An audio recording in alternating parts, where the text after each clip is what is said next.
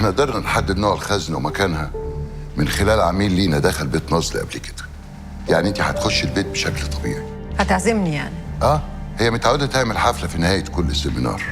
مفهوم. طب وكاميرات المراقبه؟ طول ما نازلي في البيت كاميرات المراقبه ما بتصورش غير مدخل البيت والخارج بس. هي ست موسوسه ما بتشغلش الكاميرات الا لما بتسيب البيت وتخرج. يعني سرقه الخزنه لازم تتم ونازلي جوه البيت؟ بالظبط. احنا عرفنا ازاي نوصل لبصمه نازلي وازاي نوصل للارقام السريه. ما فاضلش غير ترتيب الارقام دي. يا فندم بس دي مش حاجه سهله. التباديل والتوافيق بتاع ترتيب 4 أرقام ده عدد مهول من الاحتمالات. انت مالكيش غير محاولتين 2 في فتح الخزن. في المحاولة الثالثة الخزن هتقفل اوتوماتيك ومش بعيد كمان جرس الانذار يضرب. ساعتها مش هنبقى خسرنا العملية بس، هنبقى خسرنا واحدة مهمة زي حضرتك. التحليل النفسي النظري بيقول انها ما بتختارش الارقام بشكل عشوائي، تختار ارقام ليها معنى. عشان كده هندرس حياتها من يوم ما اتولدت لحد النهارده والارقام اللي ليها علاقه بحياتها. جاهزه؟ جاهزه. تأمروني بأي حاجة تانية يا فندم؟ لا ميرسي. شفت بابا بقى طلع عنده حق، اديك ما حسيتش بحاجه. يلا نشرب العصير. لا مش عايز. لا مش عايز ايه؟ يلا يا بطل خد بق واحد عشان خاطر بابا. يلا جامد شاطر برافو. الحديد ده وجعني قوي. طيب انا هكلم الدكتور واخليه يجي عشان خاطر يشيل الوجع ده خالص. انت هتمشي؟ للاسف غصب عني لازم امشي. لو عوزت حاجه بيكلميني. طب من فضلك لما اكلمك ترد عليا. معلش لو كنا بنزعجك. بقول لك ايه، انا مش هينفع ابات انا وماما معاك هنا في المستشفى، لازم امشي. هو احنا اصلا ما بنباتش مع بعض يا بابا.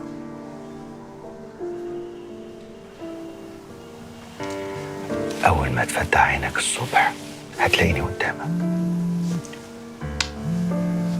الحمد لله على السلامه. الو. ايوه. الراجل ده اسمه حماد الخواجه، سمسار هجره غير شرعيه.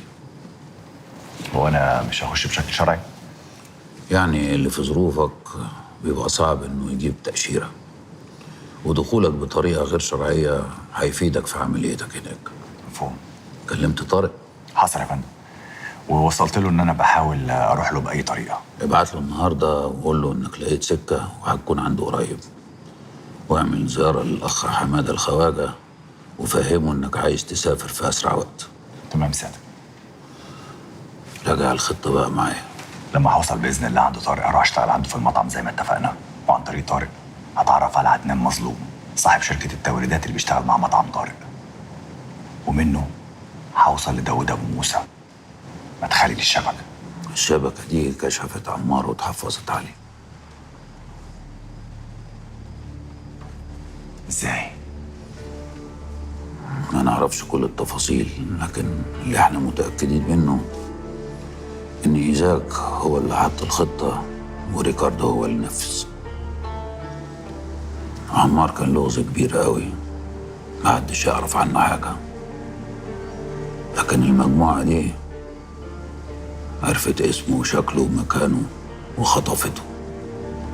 علشان كده لازم نتعامل معاهم بمنتهى الحرص.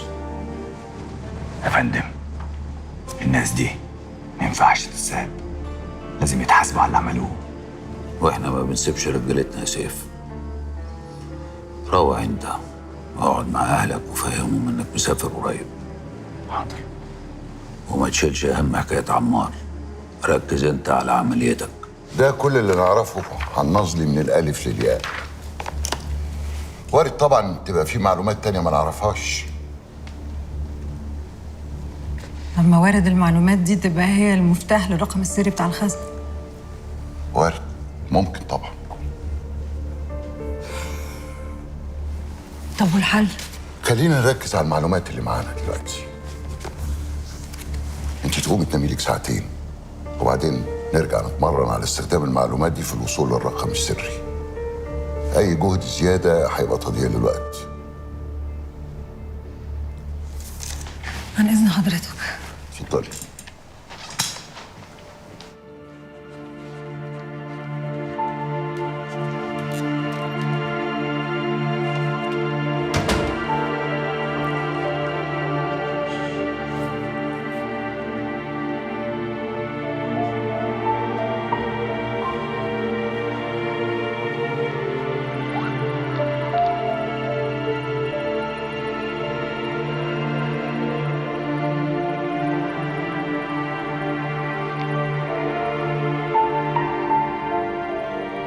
يا جدو، ازيك يا حبيبي؟ عامل ايه؟ أنا كويس يا بنتي. صوتك ماله؟ لا مفيش، أنا بس بطمن عليك. عاملة إيه في شغلك؟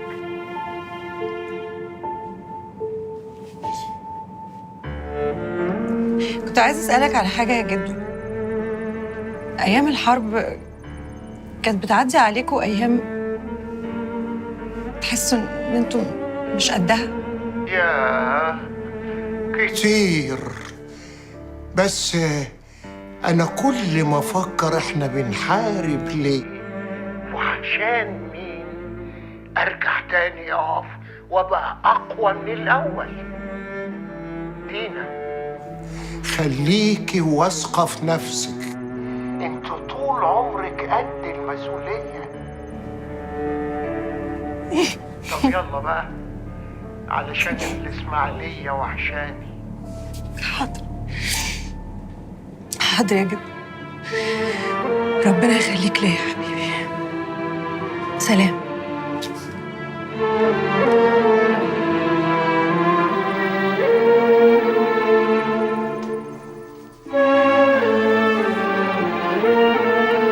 ما احنا لسه مكلمينها يا دكتور، وقالت انها مشغوله وبتحضر نفسها للسفر بره، يعني مش فاضيه خالص. بعد ما ترجع فوت كام يوم كده واتصل بيها، خد معاها ميعاد في الانترفيو، ناقشها بقى ايه اللي عملته في السفريات، ايه اللي قالته، اتعلمت ايه كده يعني. بصراحه يا دكتور انا مش فاهم ايه سر اهتمامك بالبت دي. محمود، انتوا صحيح تنظيم قوي وناجح، بس في ناس بتكرهكم، في ناس رافضه الفكر بتاعكم، وانتوا عارفين كده كويس قوي. عشان كده لازم نشوف ناس براكم، ناس يعرفوا يسوقوكم، مش محسوبين عليكم. ما هو انا مش هشتغل كل حاجه بنفسي بقى والا اتحرق. احنا بنعمل كده فعلا يا دكتور، وأمارة الشباب اللي احنا زارعينهم في الطيارات المختلفه دي، ده احنا على رأي المثل بقالنا في كل خراب عفريت. الشباب دي ممكن تضحك على عيال صغيرين، لكن اي حد بيفهم في البلد دي عارف كويس قوي ان مفيش حاجه اسمها انشقاق عن الاخوان. انتوا مستقبلكم بيعتمد على حاجتين اتنين: الاخوان اللي بيشتغلوا في السر، واي حد بعيد عنكم خالص حتى لو كان مختلف معاكم يقف جنبكم ويساندكم. وده الدور اللي لازم تلعبه دينا ابو زيد.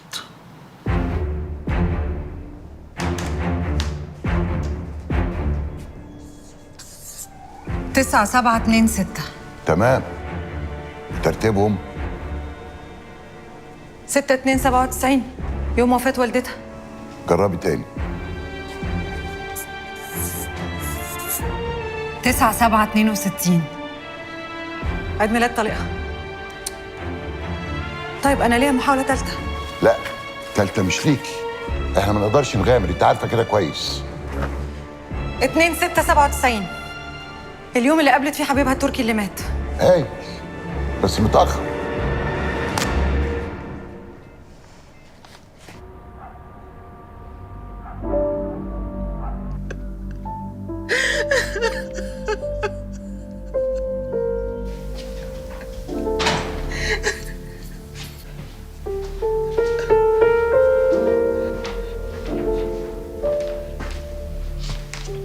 يا ماما الحمد لله على السلامة يا سيف. ايه اللي معادي كده؟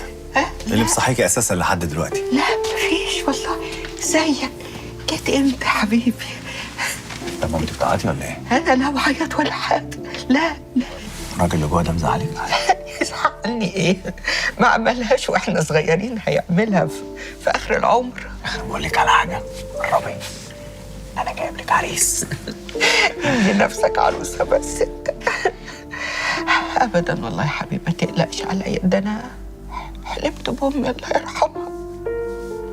شكلها كده زعلانه مني عشان مخاصمه خالك شاكر، غضبانه مني ومش راضيه عني ولا عنه هو كمان، هي وابويا الله يرحمها. دي زياره البت سلمى. والله البت سلمى لما جت قلبت عليك المواجع بس كده. على العموم كويس ان ده حصل. ان شاء الله اول لما يرجع اجازه انا هاخدك ونزوره ونصفي كل اللي فات. تمام؟ ان شاء الله يا حبيبي ان شاء الله. المهم انت بسطت وفقت في سفريتك؟ وفقت كله زي الفل وعندي اخبار حلوه بس اقولها لك بكره الصبح بقى ان شاء الله. دايما دايما اخبار حلوه يا سيدي، دايما يا حبيبي.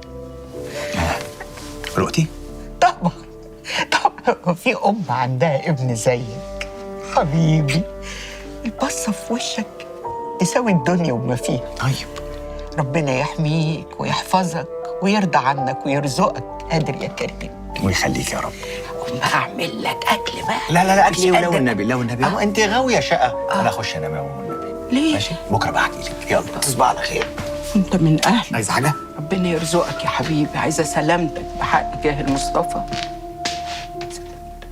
البنت دي عميلة كويسة وهتسد مع نازلي ويمكن تركبها كمان. لكن لو بتسألني على رأيي في موضوع الخزنة أنا مش متفق معاك. صعب إنها تفتحها في الوقت الضيق ده، وبعدين ما نقدرش نقعدها أكتر من كده وإلا هتلفت الانتباه. أنا ما عنديش حل غيرها دلوقتي، وسمير اللي زرعته في شركة الصيانة محتاج وقت كتير علشان يتدرب يفتح خزنة، وكفاية عليه إنه جاب لنا مكانها ونوعها. أنت لو كلفت دينا بالمهمة دي تبقى بترميها في النار. عموما أنت حر، العملية عمليتك وأنت صاحب القرار.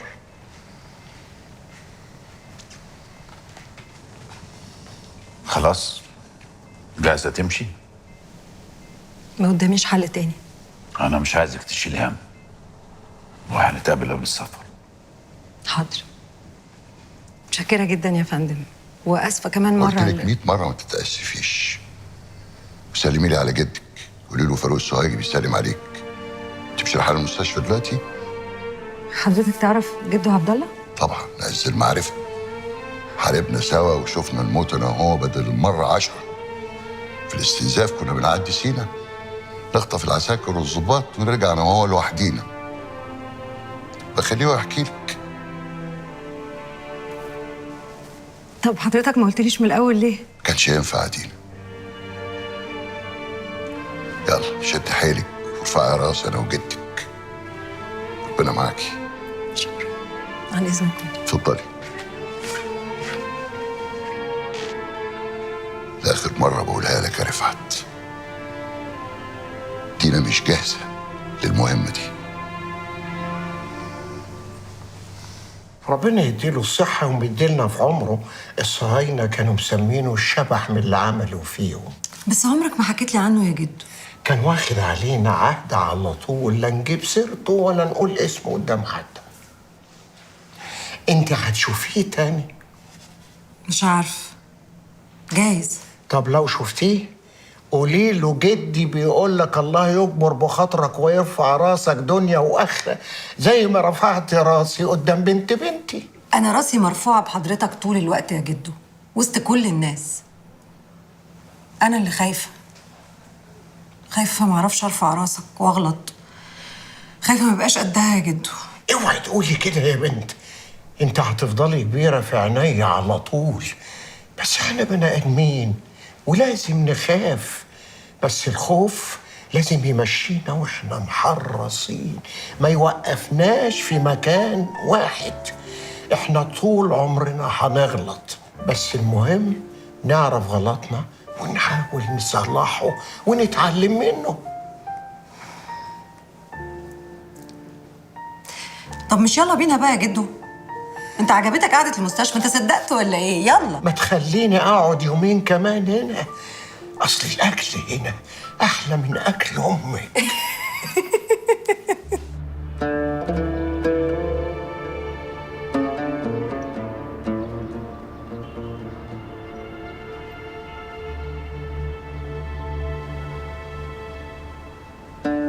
ايه في ايه؟ انتوا مالكم ساهمين كده ليه؟ لا توكل على الله يا سيف، شوف مصلحتك يا ابني. ربنا يوسع لك السكك وينور لك طريقك وييسر لك سفرك. سفر تاني يا سيف؟ هي دي الأخبار الحلوة اللي قلت لي أقولها لك الصبح يا ماما؟ يا ماما هو انا يعني مسافر احارب؟ انا مسافر اشتغل، وبعدين البلد حلوه والامور وبعيدة بعيدة يا سيف. مفيش حاجة بعيدة دلوقتي يا ماما. ده كان في العراق وكان بيكلمنا كل يوم. امال لما يبقى في البلاد الجميلة دي بقى هيعمل ايه؟ ده مش بعيد يجي يتغدى معانا كل جمعة. وبصراحة أنا لو مكانه هروح مرجعش. اخرس، أنا ما سألتكش أنت. سيف يا حبيبي، مش أنت كنت قايل إن أنت لقيت شغلانة هنا حلوة؟ ما مشيتش يا امي، ما مشيتش والله. وبعدين يعني عايزاني ابقى قاعد جنبك وحاطط ايدي على خدي؟ انا نازله عندي محاضره. هرجع الاقيك ولا هتكون سافرت؟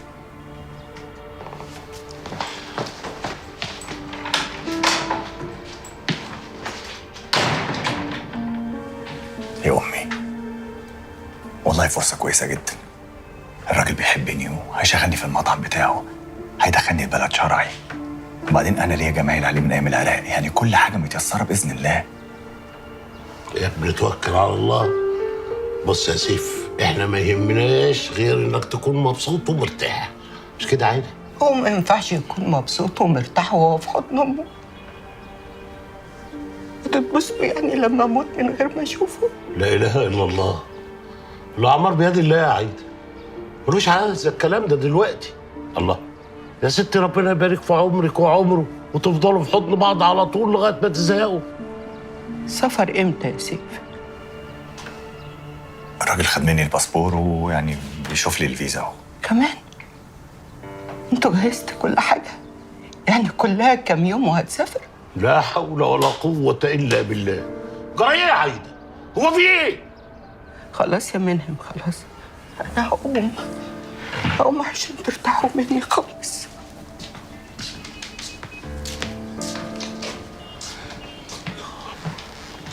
استغفر الله العظيم. سيبها دلوقتي يا سيف، ما تتكلمش معاها. كلام مع امك دلوقتي هيضر اكتر ما يفيد. امك زعلانه يا سيف زينا كلنا، ما احنا زعلانين وساكتين، بس انت عارف امك ما بتقدرش تسكت. اعمل ايه بس يا بابا، اعمل ايه؟ ما على يدك، ما انت فاهم كل حاجه. عارف ومقدر يا ابني، ومحدش فينا بيلومك، لكن الفراق صعب يا سيف وبيوجع. بس هنعمل ايه؟ نصيبنا بنصيبك. وانت ايه؟ مش عايز تعزف لك شويه؟ أنا مش متضايق بصراحة. أنا هستناك تروح ترستق نفسك هناك وتبعت لي أجيلك. طب واختي؟ سيف يلا يلا حبيبي، روح شوف ايه اللي وراك. سيب لامك، سيب لامك خالص، انا هتصرف معاها. سفر امتى يا سيف؟ الراجل خد مني الباسبور ويعني بيشوف لي الفيزا اهو. كمان؟ انتوا جهزتوا كل حاجة؟ يعني كلها كام يوم وهتسافر؟ لا حول ولا قوة إلا بالله. جرى ايه يا عايدة؟ هو في ايه؟ خلاص يا منهم، خلاص. أنا هقوم عشان ترتاحوا مني خالص.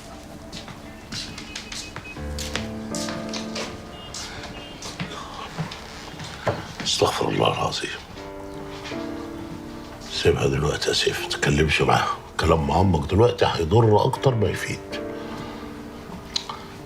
امك زعلانه يا سيف زينا كلنا، ما احنا زعلانين وساكتين، بس انت عارف امك ما بتقدرش تسكت. اعمل ايه بس يا بابا، اعمل ايه؟ ما على يدك، ما انت فاهم كل حاجه. عارف ومقدر يا ابني، ومحدش فينا بيلومك، لكن الفراق صعب يا سيف وبيوجع، بس هنعمل ايه؟ نصيبنا بنصيبك. وانت ايه؟ مش عايز تعزف لك شويه؟ انا مش متضايق بصراحه. انا هستناك تروح ترستق نفسك هناك وتبعت لي اجيلك.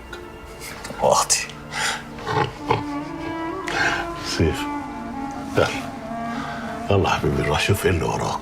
سيب لامك، سيب لامك خالص، انا هتصرف معاها.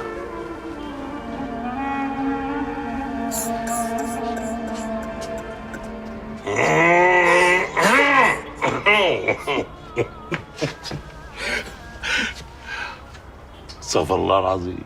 بتوحد الله بقى يا عايده. ايه في ايه؟ الله، ده انت اللي طول عمرك سندانه وشيلانه وصلبه ظهرنا في اللي اصعب من ده 1000 مره. ايه اللي حصل؟ تعبت يا منهم. هو مش من حق اتعب يا ناس. هو انا مش بني ادمه زيكم؟ من حق استريح في اخر ايامي واشوف ولادي حواليا واجوزهم. كفرت؟ لا طبعا، وحقك كمان. واللي يقول غير كده جاحد. بس ايه حكايه اخر ايام اللي انت ماسكاها لنا اليومين دول؟ وليه سيره الموت ما بقتش تفرق لسانك؟ الله، في ايه يا ديدي؟ دي ليه؟ اديني ده انت اللي يشوفك يقول عليكي اخت العيال مش امهم. موت يا منهم، ما يعرفش كبير ولا صغير. بعدين انا ما بقتش صغيره يا منهم بقى، خلاص.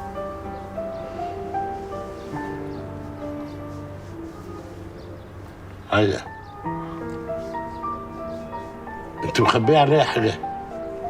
ورحمه ابوك الغالي لا تجاوبيني بكل صراحه وصدق. يوه، يعني عايزني اتحزم وارقص لما اعرف ان ابني حبيبي هيسافر ويسيبني؟ لا اما ابقى مخبيه عنك حاجه. هو انت مش فارق معاك موضوع سفره ده خالص يا منعم؟ انت مخبي عليا حاجه ومش عايز تقولها لي؟ جرى يا عايده، وايه مخبي عليك؟ وانا طول عمري بقول لك كل حاجه. انا عمري خبيت عليك حاجه؟ انا هو انت عمرك قلت حاجه؟ اخص عليك. انا اللي طول عمري خاتم بصباعك يا طنط ديني. طنط ديني. ما تقولش يا طنط. خلاص اقول لك يا ديدي. ما تقولش يا ديدي. ديدي في عينك. ده حجز الطيران والاوتيل ومعاه البوكيت ماني. ياه، وكمان بوكيت ماني؟ ده ايه الدلع ده؟ شفتي بقى؟ على فكرة السيمينار ده مش مجرد تريننج عادي، لا، ده هيغير كتير في كارير الناس اللي هتحضره في مستقبلهم السياسي. عشان كده أصريت إن أنت اللي تروحي. عايزك بقى تقدمينا بشكل كويس هناك وتعرفيهم قد إيه إحنا مؤثرين ولنا قاعدة وجماهيرية في الشارع. كل ده هيفيدنا قدام. فهماني يا إنجي؟ طبعا فاهمة حضرتك.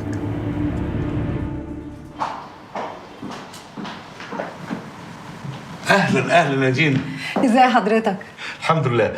تعالي عشان عاوز اديك حاجه من المكتب. فين دكتور ليزا امال؟ اصلها بتنام بدري. يا خسارة، كان نفسي اسلم عليها قبل ما اسافر. انا بس اللي وصل هنا لوحدي بالليل. خدي ده الحجز بتاع الطيران وحجز الاوتيل والاي دي بتاعك. شكرا، بس تعبت نفسك ليه يا دكتور؟ كان ممكن تسيبهم لي مع السكيورتي او تبعتهم لي مع اي حد. ما انا ما كنتش مستنيك عشان كده وبس. في نهايه السيمينار كل واحد من المشاركين هيقدم برزنتيشن، واداره السيمينار عامله ليست بالموضوعات اللي ممكن تختاروها. كل واحد هيختار موضوع يتكلم فيه. اسمعي لي بقى، اخترت لك موضوع مهم جدا مناسب لقدراتك وخبراتك، وايضا مناسب لطبيعه العمل هنا. اكيد حضرتك مش محتاج تستأذن. موضوع ايه بقى؟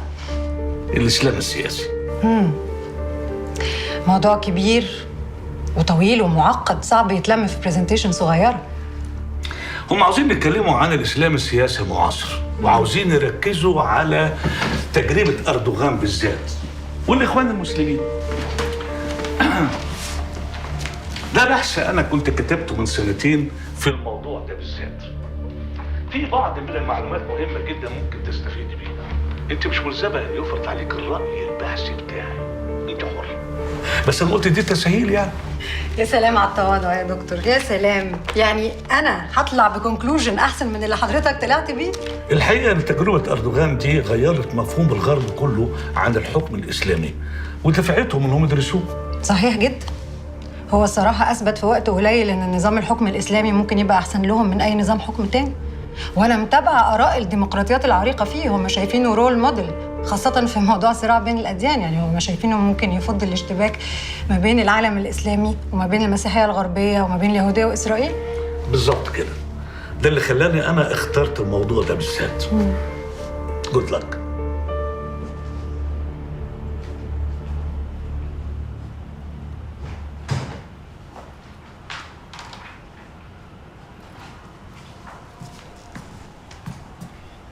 مالك بقى في ايه؟ اخيرا. انا كنت خايفه ما تجيش، انا بعتلك كذا مسج. ازاي يعني ما اجيش وانت عايزاني؟ ده انا كمان عايزك. سيف انا مسافره بكره. مسافره فين؟ تسالنيش اسئله مش هقدر ارد عليها، انت عارف. ايوه يعني هتسافري قد ايه؟ اسبوعين.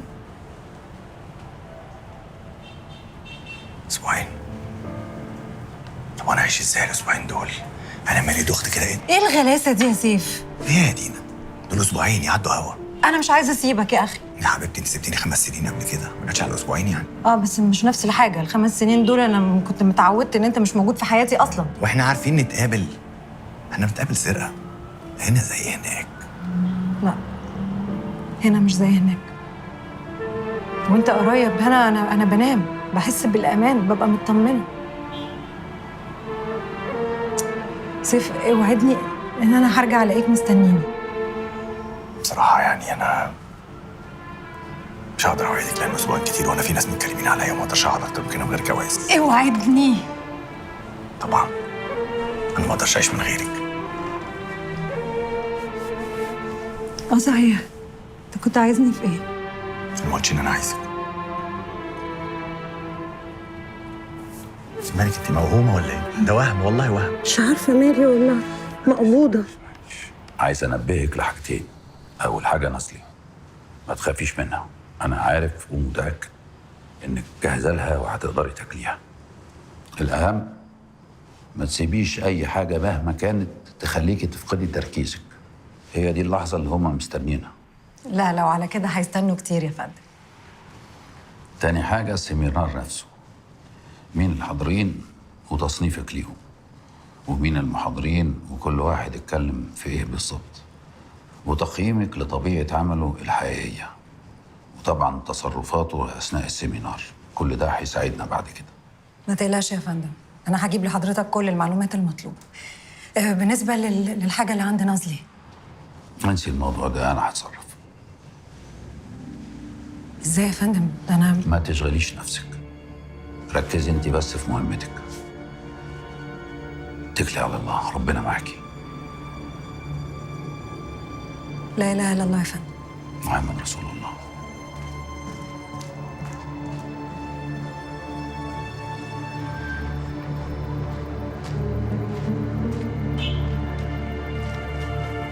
عم حماد اتفضل.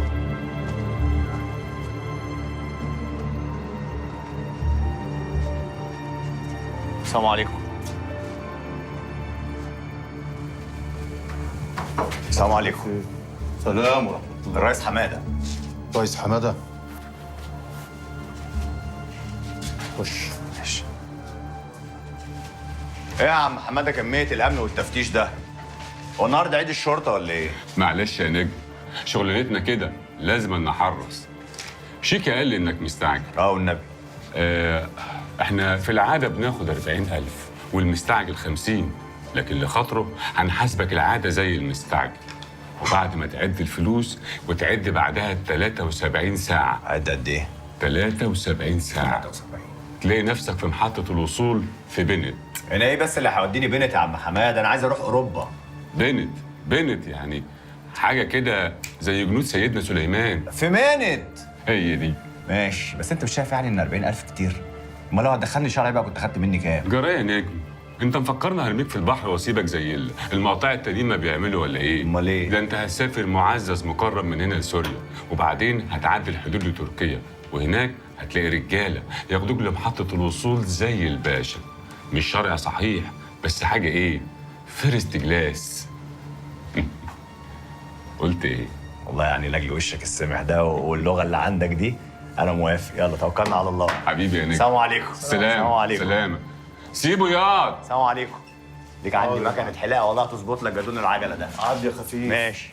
هي اتوترت طبعا لما فتحت معاها الموضوع، وحاولت انها ما تبينش ده رياكشن طبيعي. الموضوع مقلق وحساس، وهي عارفه كويس قوي ان ممكن يحصل لها مشاكل لما ترجع. بس انت مش شايفه انها غريبه يعني انها ما ناقشتش الموضوع او حتى حاولت تغيره؟ مش شايفاها انها حاجه غريبه خالص. بص على وشها، البنت دي فاهمه اهميه اللي احنا بنعمله كويس، وعارفه انها هتكسب من وراه. طب يا ترى هتاخد الكلام في البحث زي ما هو؟ مستحيل. دينا طموحه وعندها ديجنتي، لا يمكن هتوافق انها تبقى بغبغان بيردد كلامك. هي هتشتغل على البحث وهتستفيد منه، وهتزود حاجه تعبر عن آرائها عشان تقول أنا هو ده اللي أنا عاوزه. عاوز أعرف اللي جواها كويس. هكتب ريبورت عن المقابلة وابعته هو الفيديوهات لنازلي عشان تقدر تفهم البنت كويس قبل ما تشوفها تاني.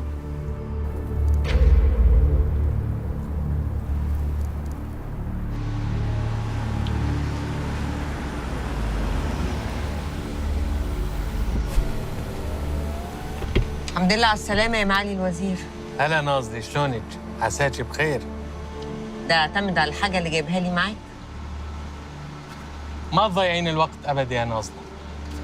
هذه التعديلات الأخيرة لخط الغاز اللي راح ينقل الغاز من الخليج لحد ميناء العريش. ما تلعبش معايا اللعبة دي يا معالي الوزير. انتوا مصلحتكم ان الخط ده ما يتعملش أكبر بكتير من أي حد. فبلاش تحسسني إن أنت عامل لنا جميل. زين، هذه مصلحة الدولة. الحين مصلحة زيش وينها؟ أنت مقامك كبير يا معالي الوزير. أي مبلغ هعرضه عليك هيعتبر إهانة ليك. عزيزتي، حبيبتي نزولة، هذه الحياة فيها متع كثيرة أهم وأغلى من الفلوس والمال. أنت ما بتزهقش؟ قلت لك مش هيحصل. أنا ما بشتغلش بالطريقة دي. بس أنا ممكن أوفر لك اللي يدفع لك المبلغ اللي يليق بمقامك. أنتوا بتدوروا على مكان تحطوا فلوس الصندوق السيادي فيه بعد المشاكل اللي حصلت ما بينكم وبين البنك بتاعكم. أنا عندي البنك اللي ممكن يقدم لكم أوفر أحسن بكتير. والناس على أتم الاستعداد إن هم يدفعوا كوميشن 1% للي يخلص الموضوع. شوف أنت بقى 1% من 140 مليار يعملوا قد إيه؟ فكر ورد عليا.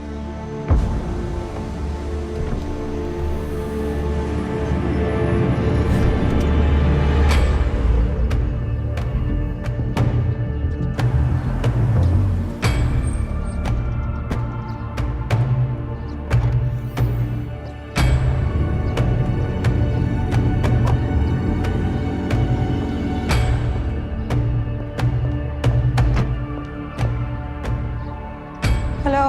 Hello. Hi. There's a reservation under Dina Abu Zaid, please. Someone requested to meet you upon your arrival. Who? أنا إنجي صواف.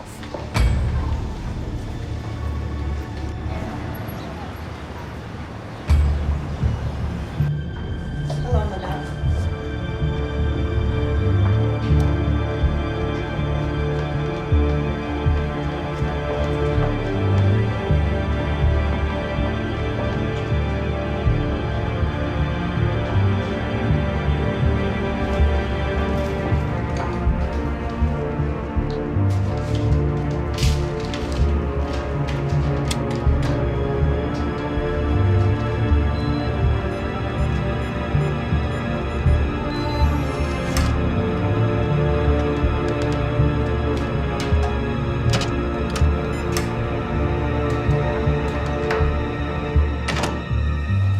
اصل انا بسمع عنك من زمان وكان نفسي اتعرف عليكي قوي. ما جاش في بالي ان احنا مش بس هنتعرف، ده احنا هنقعد بوزنا بوز بعض اسبوعين بحالهم. انت هنا من بدري؟ اه انا وصلت الطياره اللي قبلك وفضلت بقى قاعده تحت بتفرج عليهم. عارفه العيال الملزقه اللي فاكرين نفسهم جهابزه المجره؟ اهو بقى نص الفلسفه نار عاملين كده، فقلت مفيش حد غيرك اللي هينقذني. تستعجليش على رزقك، مش يمكن اطلع اسخف منهم، ما تتغريش في المناظر. لا انت رايحه فين؟ تعالي بقى تعالي. تعالي. حلوه الاوضه. طيب بصي يا ستي، 5 دقايق بالظبط هدخل اخد دش وارجع لك على طول. انا هلكانه بس عايزه اسمع الانطباعات العظيمه عن الزملاء دي. اوكي بس ما تتاخريش لحسن تيجي تلاقيني نايمه، انا مطبقه من امبارح، بعدين تفوتك حكاوي القهاوي. لا عيب عليكي، 5 دقايق. لو استعملنا السوشيال ميديا بالطرق التقليدية هنبقى بنكلم نفسنا. ليه؟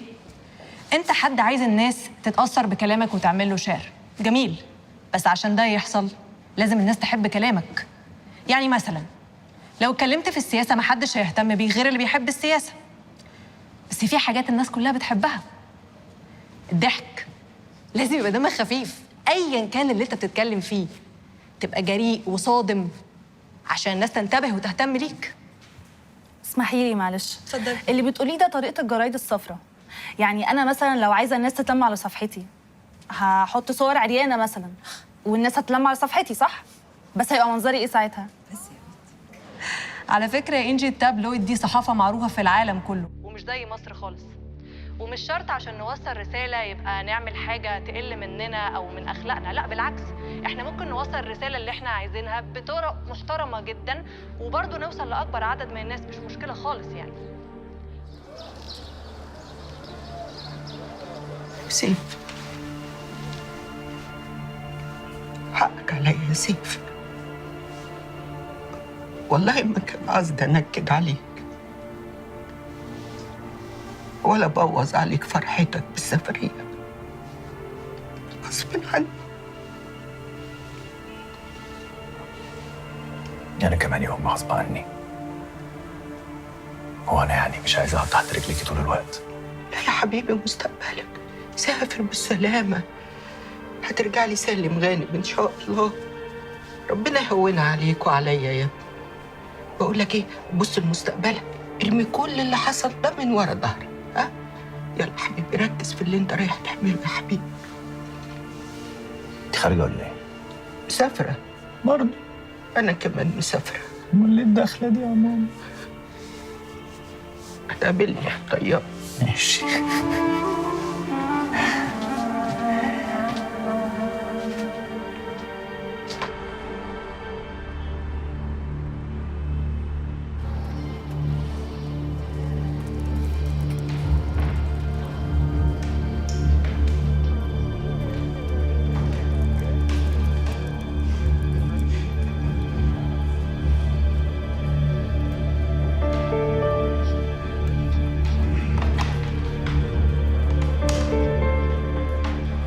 باسم، وحياة ابوك ابعت لي اي حد من الاي تي علشان اللابتوب بعافيه على الاخر، بس بسرعه وحياة ابوك. برافو مينا، بس هال5 نقط نعدلهم ونبعتهم. لا بس بالامانه عجبك يعني ولا لا؟ لان انا كنت شاكك اني ما فهمتش قصد حضرتك بالظبط. مينا انا كل اللي بيهمني اني صارت السبوت على المجتمع المصري بشكل كتير كتير مظبوط. بدي اشوف هالفئات المهمشه تحتوى المجتمع المتجانس والنيشن ستيت وهالقصص هيدي كلها. معلش بس ثانيه واحده، انا اسف. ماشي. لا لا، حضرتك طبعت الدرافت القديم، انا بعت لحضرتك درافت الجديد على الميل. عن جد؟ على الميل.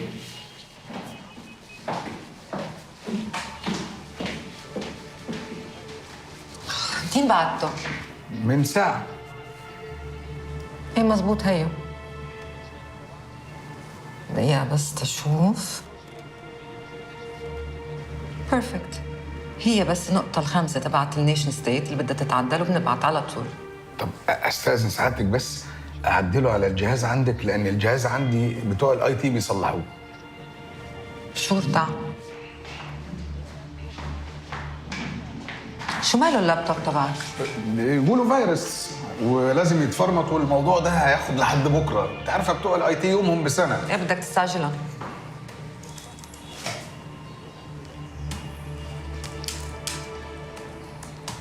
سيف. تمام، انا بس هستأذن سعادتك يعني تبعتي لي النسخه دي علشان يبقى عندي وعندك نفس النسخه ان امكن يعني. ماشي. والله خلاص. ببعته هلا. اول ما يجي عندي فيدباك بقول لك تنتحاسب، اوكي؟ ما بين الخيرين حساب يعني، براحتك مفيش مشكله. بعد اذنك. اتفضل.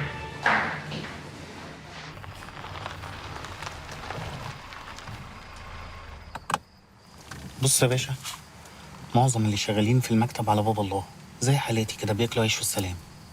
اللي حواليهم قلق بقى 3. مين دول؟ عوني بتاع الحسابات، هو اللي معاه الفلوس، هو اللي بيوردها وهو اللي بيوزعها، وممكن قوي يلعب اللعبة دي من غير ما أي حد يحس بيه. ده غير بقى إن أنا عرفت إن هو شغال في تجارة العملة في السر. التاني بقى واد اسمه ربيع عبد الباري، مصور، بس معاه فلوس كتير قوي، مع إن أهله مش لاقيين ياكلوا. ومين التالت؟ التالت الأستاذ محمود نصر نفسه، حدث ولا حرج يا باشا. معاه فلوس بالعبيط، وبيت في لندن وبيت في باريس وحاجة كده يعني، اللهم صل على النبي. أنا ما بحسدش والله، بس هو في الأول في الآخر مدير مكتب يعني. وبعدين هو الآمر الناهي الوحيد في المكتب، يعني ممكن يعمل أي حاجة من غير ما حد يقول له أنت بتعمل إيه. ايوه بس ما تنساش انه محمود اشتغل في الخليج كتير وليه علاقات بالشيوخ هناك كبيره قوي. يعني راجل مش قليل. بس اللي معاه مش قليل برضه يا باشا. هو ربنا يزيده. المهم انت عملت شغل كويس قوي. انا عايزك تركز على عوني وربيع، ونتقابل الاسبوع الجاي. طيب وأستاذ محمود؟ لا ما اظنش ان محمود ليه دعوه بالموضوع ده. ركز بس في الاثنين اللي احنا قلنا عليهم. حاضر يا فندم. طيب أنا هنزل بقى أركب أي حاجة من هنا يعني. هتلاقي مواصلات كتيره هنا. تمام يا فندم. السلام عليكم. عليكم السلام ورحمه الله وبركاته. يعني انت متاكد ان العلامه دي هي اللي موجوده على كمبيوتر سهيله من تحت؟ والمسيح الحي الايكون دي هي اللي موجوده على كمبيوتر سهيله من تحت. ايه يا باشمهندس؟ كده استحاله نهاك الكمبيوتر بتاعها هبه. الايكون دي معناها ان هم عاملينها معامله عليه القوم، وحاطين لها البروجرام الجديد بتاعهم اللي بيمنع اي هاك وكمان بيكشف مصدره. هو انت برضه بيفرق معاك الكلام ده يا باشمهندس؟ كده ما قدامناش غير حل واحد. لو عاوزين فعلا نخترق الكمبيوتر بتاع سهيله لازم مينا يعمل كده بنفسه، وده هيكون موضوع خطر ومش سهل وهيحتاج تدريب كتير. انا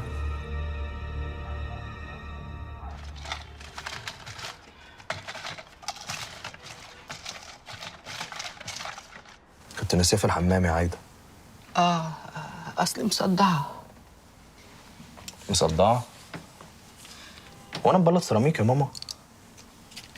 انا دكتور، ودكتور شاطر كمان، ويمكن اشطر من الدكتور اللي كاتب لك الدواء ده. اللي عندك ده التهاب في الاعصاب. طب ما تكمل. وبيسرح، ويمكن اموت كمان. الدكتور قال لي كده. بعد الشر عليك يا حبيبتي، بعد الشر عليكي تموتي ايه؟ مفيش حاجه. وبعدين اديكي وقعتي بلسانك اهو قلتي دكتور. يعني احنا لازم بكره الصبح ننزل نعمل اشاعات وتحاليل ونعرف اللي عندك ده ايه. ان شاء الله بقى، ان شاء الله. ان شاء الله. انت بتوزعيني. طب والله العظيم اقول لبابا وسيف واعرف البيت كله. اوعى تقول لي سيف. والله لو قلت لسيف لقطعك وما كلمكش لغايه ما اموت. انت عايز تقول لي عشان ايه؟ يلغي سفريته؟ مش انت اللي ما كنتيش عايزاه يسافر؟ وعملت لنا فيلم في البيت هنا عشان ما يسافرش؟ انت هتجنني. على عيني والله، على عيني صفا الله. حته من قلبي هتفارقني، بس اعمل ايه؟ هو عاوز يسافر، خلاص يسافر. حازم اوعى تقول له يا ابني عشان خاطري. انت عاوزه ايه؟ يسافر قلقان ومتنكد عليا؟ هتبقى مبسوط؟ ما تخافيش يا ستي، مش هقول له. بس بعد كده هتسمعي كلامي في اي حاجه هقولها لك. هسمع. مش هتخبي عني اي حاجه تاني. حاضر والله، حاضر. بس هتاخدي الدواء في مواعيد. ايوه بس ما تقولوش. طب خد يلا كوبايه الميه هناك وخد الدواء. مش هعرف اجيبها دي. هاتها انت. ايه الدلع ده؟ دلع ايه؟ انا حتى جعانه. الدكتور قال تاكلي وبعدين تاخدي الدواء. ماشي، هقوم اسخن لك شويه فول. لا عايزه بيتزا. السلام عليكم. يا عم وانا داخل المطار. لا معلش، كله الا الفلوس، حرص ولا تخونش، انا هسلمهم لعم حماده ويعد بنفسه. ماشي. السلام عليكم. سلام ورحمه الله وبركاته. اتفضل يا عم حماده. الحمد لله بالسلامه يا نجم. الله يسلمك. وانا ان شاء الله يعني هسافر من غير شر امتى؟ نخلص عد الفلوس وهسلمك تذكرة سوريا اللي هتطلع بكره بالليل. ربنا يبارك لك. وهرسيك هتعمل ايه بالظبط. تسلم يا رب. تمام التمام. الباشا هيطلع معانا سوريا ولا هيزرع الاول؟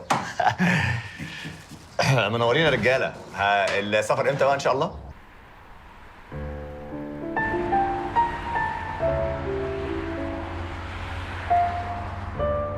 يا اخي برضو على فكره الادرينالين اللي بتفرزه الشغلانه دي في جسمك حاجه غريبه جدا، متعه. احساس ان انت كده ايه، قلبك بيدق دقه مزيكا كده، وشك لازم يفضل هادي زي الطفل. وبتلاعب حد جامد بس برضو لازم تضحك عليه وتطلع اجمد منه. ده حتى احساس ان انت ما حدش هيعرف حاجه عن شغلك حتى بعد ما تموت متعه. انت فاهمني يا سيف ولا انا بكلم نفسي؟ يا دينا ده سؤالي. كلمي نفسك طبعا. طب طالما انت عميقه كده في نفسك واديبه قوي، ما فكرتيش تكتبي مذكراتك؟ مذكراتي؟ يا ابني بطل غلاسه، انا بتكلم بجد. ما انا كمان بتكلم بجد. حتى الناس اللي بتعتزل دي، خصوصا اللي اشتغلوا كتير، بيعملوها ازاي؟ ازاي؟ ده انا لما بفكر ان انا هكبر واعجز ولازم ابطل بتنكد نكد. تصدق فكرتيني، عارفه زي ايه؟ زي الحاوي لما يمشوه من السيرك بالظبط. حاوي وسيرك؟ انا بكلمك بجد جدا على فكره. طب اقول لك على حاجه؟ من وانا صغير انا ما بحبش الحاجه السهله خالص، احب الحاجه الصعبه جدا والله من صغري. امي كانت تحط لنا الاكل وبعدين بقى تفصص بقى الايه، الفراخ، حمام، السمك لابويا. تيجي عندي اقول لها لا مالكيش دعوه، انا بفصص اكلي بنفسي. يقعد بقى يتفرج عليا من بعيد كده وانا بفصص الاكل بالظبط زي الحيوان في السيرك. وانا بقى بتعامل مع الشغلانه اللي انا فيها دي زي السيرك. انا الحيوان بتاعه. كل يوم في لعبه صعبه بس من غير جمهور، وكل ما بتبقى صعبه كل ما بتبقى حلوه. سلام. وانا برضو اللي اكتب مذكراتي. انا حاسس ان انا اديب في نفسي. اديب؟ طب ما تاكلي. اتفضل. لا نبطل في الفلوس. انت جايب ايه، مخ؟ طبعا.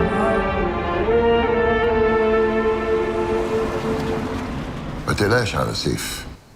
سيف اتعلم الدرس كويس. البركه فيك يا فندم. استقريت هتعمل ايه في عمليه خزنة نظري؟ مش هقدر استنى يا فندم. عندنا معلومات انها اشتركت في نشاطات كتير تخصنا اليومين اللي فاتوا، وانا لازم اوصل للخزنه واللي فيها قبل ما تنقله. عموما العمليه عمليتك يا رفعت. اتمنى اكون اديت واجبي كويس. مهما قلت مش هلاقي كلام اشكرك بيه يا كومندان. انا اللي بشكرك يا رفعت. هنفضل لحد ما نموت في خدمه البلد دي وفي خدمه الكيان اللي عملنا. لو احتجتني انت عارف مكاني. اشوفك بخير. السلام عليكم. وعليكم السلام.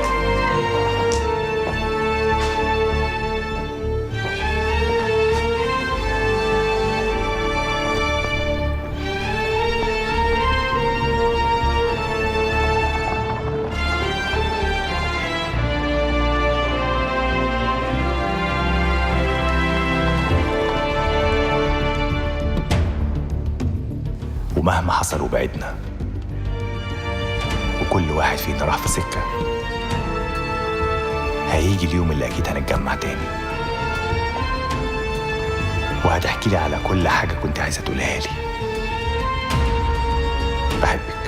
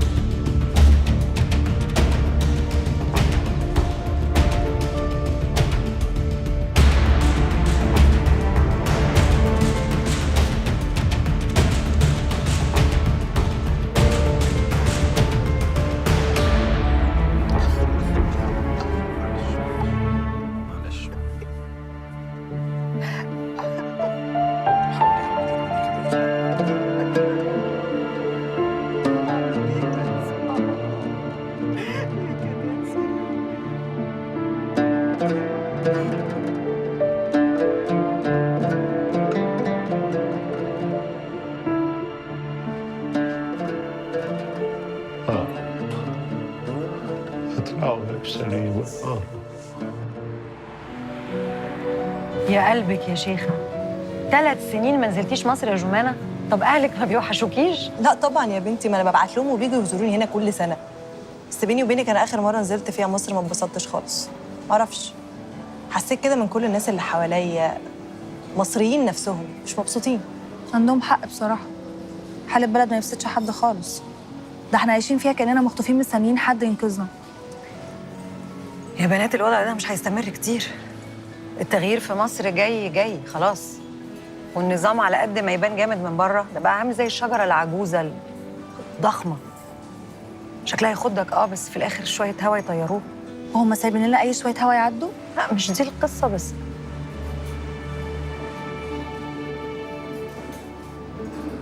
بس المهم يعني انا شخصيا عن نفسي زهقت من الكلام في السياسه وعايزه اكل. لا الاكل بالليل ده بيتخن، انا باص. طب والجوع بالليل بيطير النوم، ايه رايك؟ لا سيبك من جو المودلز ده، مش هياكلنا عيش. انا هروح التواليت وارجع الاقيكي طلبت لنا حاجه يا جيجي. الاكل بالليل بيتخن، ما انت بقالك 3 سنين ما رجعتيش مصر طبعا. نسيتي الاكل بالليل. كنت خايفه ما تاخديش بالك من الشنطه. ما تقلقيش، مفيش حد غيرنا. رامي محتاج يشوفك بكره ضروري في النقطه واي في الوقت اللي يناسبك. بكره ازاي؟ طيب ما هو عارف ان انا عندي سيمينار طول. لازم يا دينا، دي التعليمات اللي عندي. مهمتك اللي اتلغت قبل ما تيجي وصلت اوامر انك تنفذيها وفي اسرع وقت.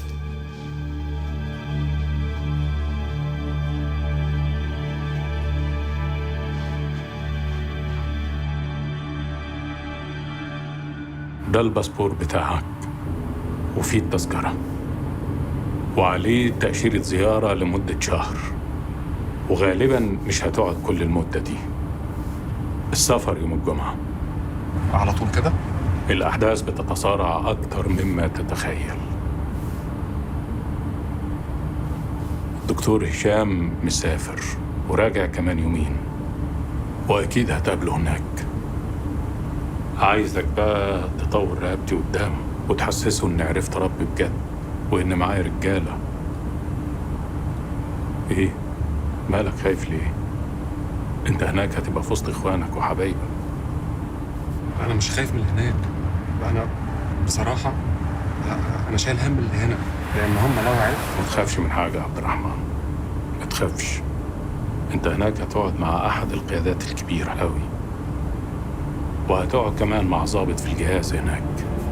هيفهموك هتعمل إيه، وهم أكيد عارفين أكتر منك. هو إحنا هنفضل لحد إمتى يا أستاذ محمود في الخوف والقلق والرعب ده؟ النبي عليه الصلاة والسلام ظل يدعو سرا لعدة سنوات. اللي احنا بنشوفه دلوقتي ما يجيش حاجة في اللي شافوه أئمتنا اللي سبقونا. إن شاء الله وبإذن الله سيتحقق حلمهم اللي هم ما عرفوش يحققوه، وغدا لناظره قريب.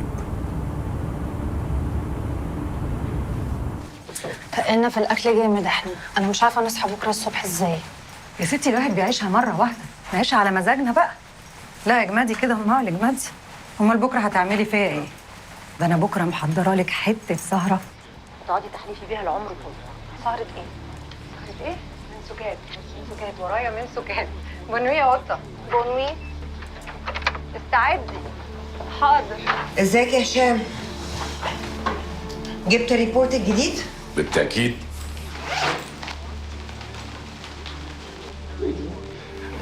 ده تقييم الوضع لحد من يومين. هتلاقي فيه بيانات كل الشباب اللي دخلوا الموقع متقسمين حسب دولهم، ومكتوب قدام كل اسم عدد مرات الدخول بالتاريخ، بالإضافة لطبيعة نشاطهم على الموقع. اوكي، هحلله وابعت لك التعليمات الخاصة بكل واحد فيهم في الفترة الجاية. بس أنا لازم أسافر بكرة بعد ما أخلص على طول، عشان هعدي على اسطنبول وأنا راجع. بتهيألي كده مش هلحق أشوفك تاني. طب إيه رأيك تبعتيلي على إيميلي الجديد متأمن؟ انت بتهزر يا هشام؟ هو في حاجة اسمها متأمن على الإنترنت؟ مفيش حاجة زي الأولد سكول. هبعت لك الرد قبل ما تطلع المطار. ناقشه مع الشباب في اسطنبول وسلم لي على مولانا. من القلب للقلب. مولانا بيسلم عليكي وبعت لك معايا رسالة. بيقول لك الجماعة ايديهم ماسكة قوي في الدعم المالي بقالهم فترة، ولولا دعم الدكتور جاسم ومؤسسه انهض كانت هو انتوا ما بتشبعوش فلوس ابدا يا هشام؟ ده انتوا بقيتوا اغنى من دول كتير. عمر بيقول لمولانا نازلي بتسلم عليك وبتقول لك التفاصيل وحش. اتفضل. ماشي.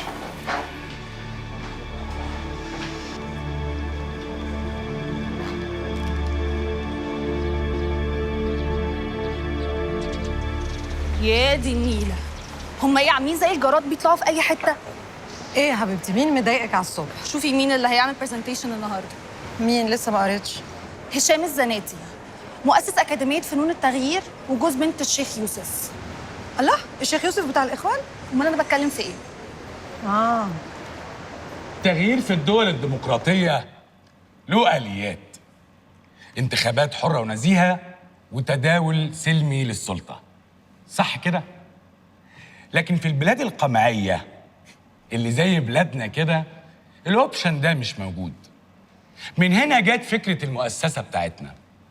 درسنا تجارب للتغيير السلمي عبر التاريخ وعملنا كتاب بالدروس المستفادة بشكل علمي وبسيط، لأن أي نظام قمعي ليه نقطتين قوة أساسيين: الهيبة اللي بتخلي الناس تخاف منه، والمصداقية اللي له عند البسطاء. وهنا بقى بيجي شغلنا إحنا، إزاي نكسر هيبة النظام ونضرب مصداقيته بأي طريقة ممكنة، وبعد كده ندخل على أذرع القوة عنده واحدة واحدة ونضربها. عشان كده بنلجأ لحاجة اسمها السلمية الخشنة. دي حاجه كده بين الحرب الاهليه والسلميه، مش كده؟ مش بالظبط كده. فرصه سعيده جدا يا انسه دينا. انا بسمع عن حضرتك من زمان. عني انا؟ بلاش تواضع يا انسه، ده انت اسم كبير في مجالك وفخر لكل مرأة عربية ومسلمة. اشكرك، متشكره جدا، وانا اسفه ان انا ما كنتش اعرف حضرتك ولا اسمع عن المؤسسه قبل كده. ده طبيعي جدا، هي مؤسسة صغيرة ولسه جديدة. تشرفنا يا انسه انجي. على فكرة انت طبعك حامي وثورية قوي. وده يعني ده مدح من الذم والله. يعني يا ريت الدكتور ضياء اليماني كان عنده ربع الحماس والثورية اللي عندك دي. تبقي اقعدي معاه كتير يمكن يتعدي. ده زي ما حضرتك اتعديت من حماك كده. على فكره انا قريت الكتب بتاعتكم وانصحكم تراجعوها، لانها مليانه معلومات مغلوطه وربط مش علمي بين الاحداث. انا ممكن ابعت لك الغلطات لو حابب بعد اذنك. معلش انا متاسفه، اعذرها. لا مفيش مشكلة، مفيش مشكلة. عن اذنكم بقى اروح اشوفها. اتفضلي.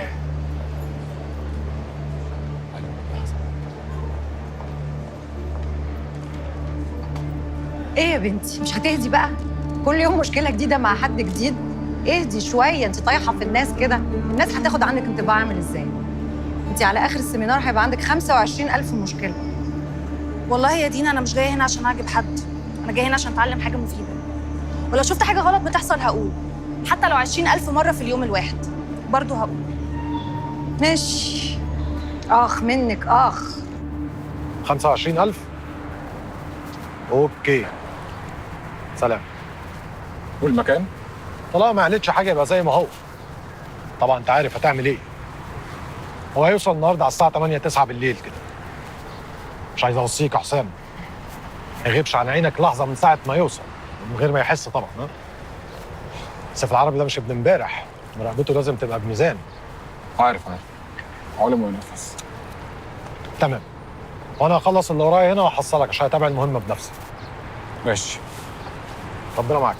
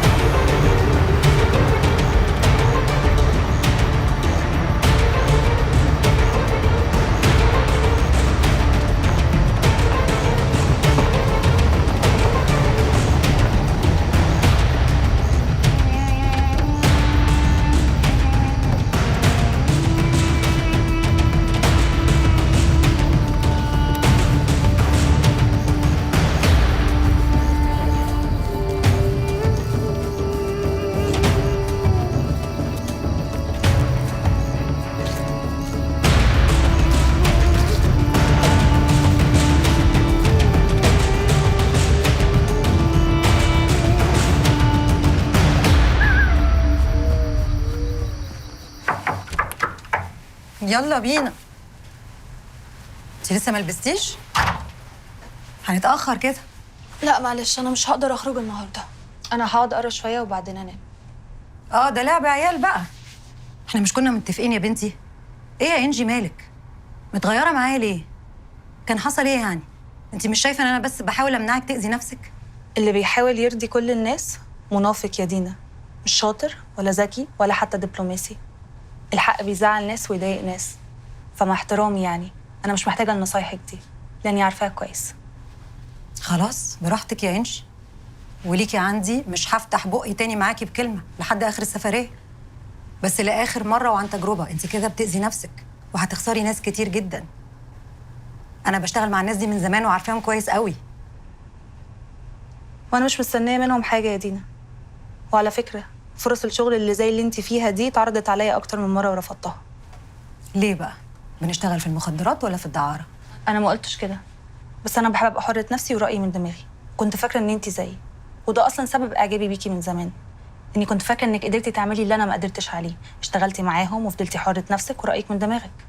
بس الظاهر ان انا طلعت غلطانه. حرة نفسك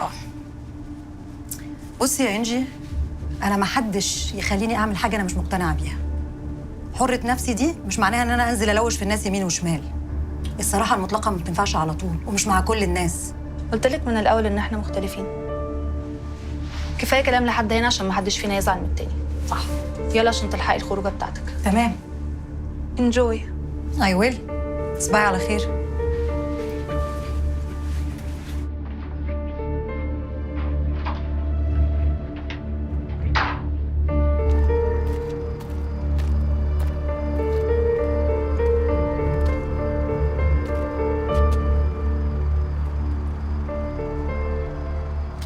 يا طروق ازيك؟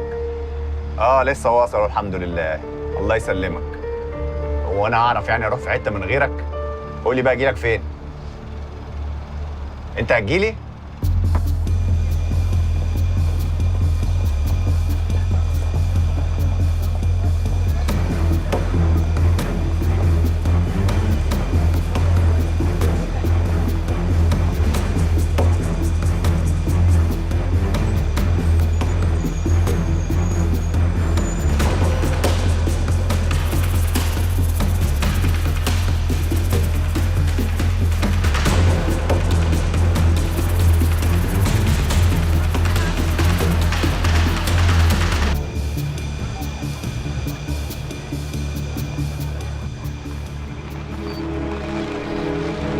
اتأخرت عليك؟ يعني ايه قعدتك ولا هتشتريها؟ بس ايه رايك في الوصف بتاعي؟ اظن ما يتوهش. الشجره الكبيره ايه؟ ده ايه البرد ده؟ الحمد لله على السلامة يا سيدي. الله يسلمك يا طروق. معلش بقى هتقل عليك، بس انا ما عنديش حد غيرك. ولا يهمك، خيرك سابق. خلينا نروح على المكان اللي قلت لك عليه وانا بحكي لك شو رح نعمل بالظبط. توكلنا على الله. بس ايه البرد ده؟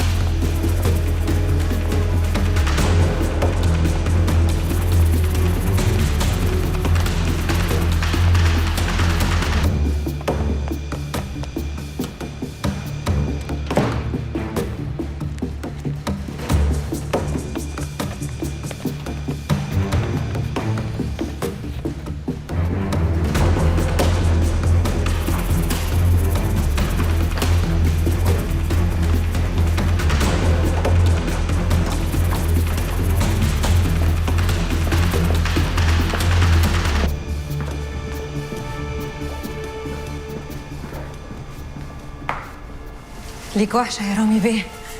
معلش اتأخرت على حضرتك بس على ما زوغت من الحبيبة اللي كانوا عطرين. رفعت بيه عايزك تجيب الحاجة اللي في خزنة نازلي اللي في البيت. أجيب الحاجة إزاي؟ إذا كانت نازلي ما ظهرتش لحد دلوقتي. هتظهر وهتعزمك عندها في البيت زي ما بتعمل كل سيمينار. المهم إن دي فرصتنا الوحيدة علشان نجيب الحاجة. يلا عشان زمانهم قلبين الدنيا عليكي دلوقتي.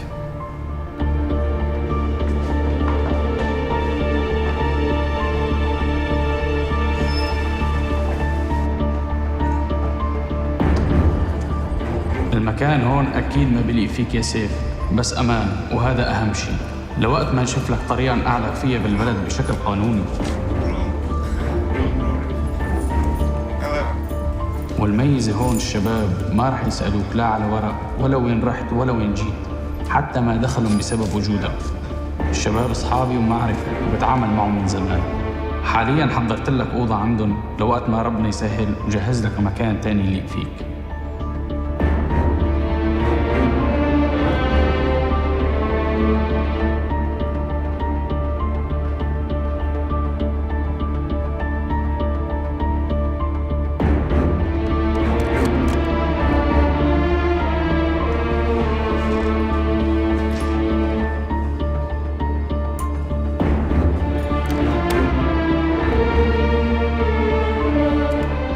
طارق العمري صاحبك بيحبك وعاوز يساعدك ويرد لك جمايلك، ما قلناش حاجه، بس خلي بالك طارق له شغل كتير مشبوه يا سيف. ابسطها انه بيساعد كتير من العراقيين اللي بيدخلوا البلد بطرق غير شرعيه.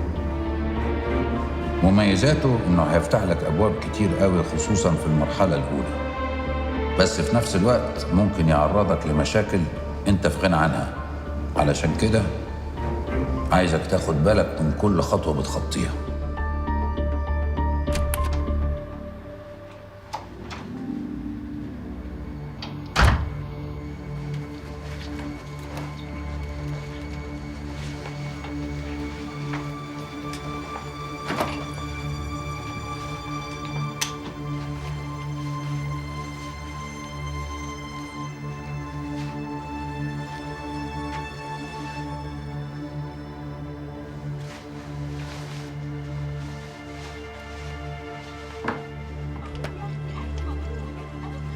وبعدين انا مش شايف داعي للتوتر اللي انت فيه ده كله. مفيش داعي زي بس يا فندم. انا كنت عامل حسابي هسافر بعد فتره مرتاحه شهرين شهر، لكن انا هلحق اتعلم كل ده امتى؟ هتلحق وهتتعلم. اقعد بقى. هيلحق ولا لا يا باشمهندس؟ طبعا يلحق. انا شخصيا ممكن اخلص شغل معاه النهارده او بكره بالكتير.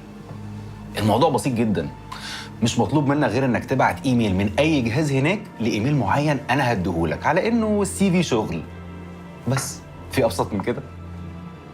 وانا ازاي هخليهم يسمحوا لي استخدم جهاز من عندهم عادي كده؟ يا سيدي ما تقلقش، انا هجهز لك بدل الاوبشن 2 و3، ما تشيلش هم ده خالص. طب بصراحه يا فندم انا مرعوب يكشفوني، لان هم عادي جدا ممكن يدفنوني هناك ومحدش يحس بيا. يا فندم حضرتك مش عارفهم.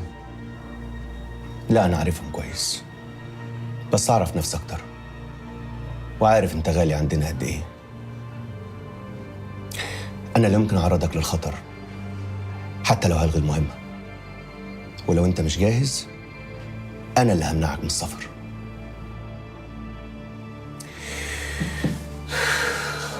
بقول لك ايه، سيبك بقى من القلق اللي انت فيه ده، احنا هنكون في ظهرك، هنبقى حواليك حتى وانت هناك.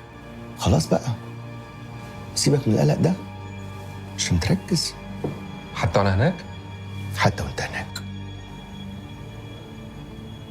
ركز بقى عشان نتعلم بسرعه.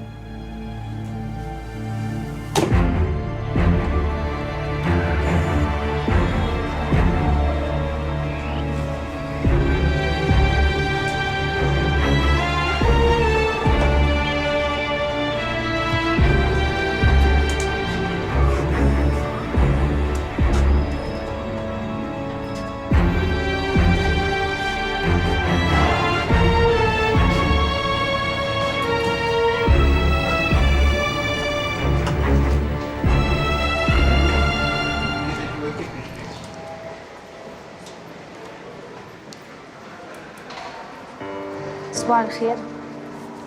صباح النور. ايه اللي اخرك كده؟ امال لو كنت جيتي معايا امبارح بالليل يعني. بس كويس انك نايمه عشان تروحي تعملي معايا شوبينج بعد السيشنز.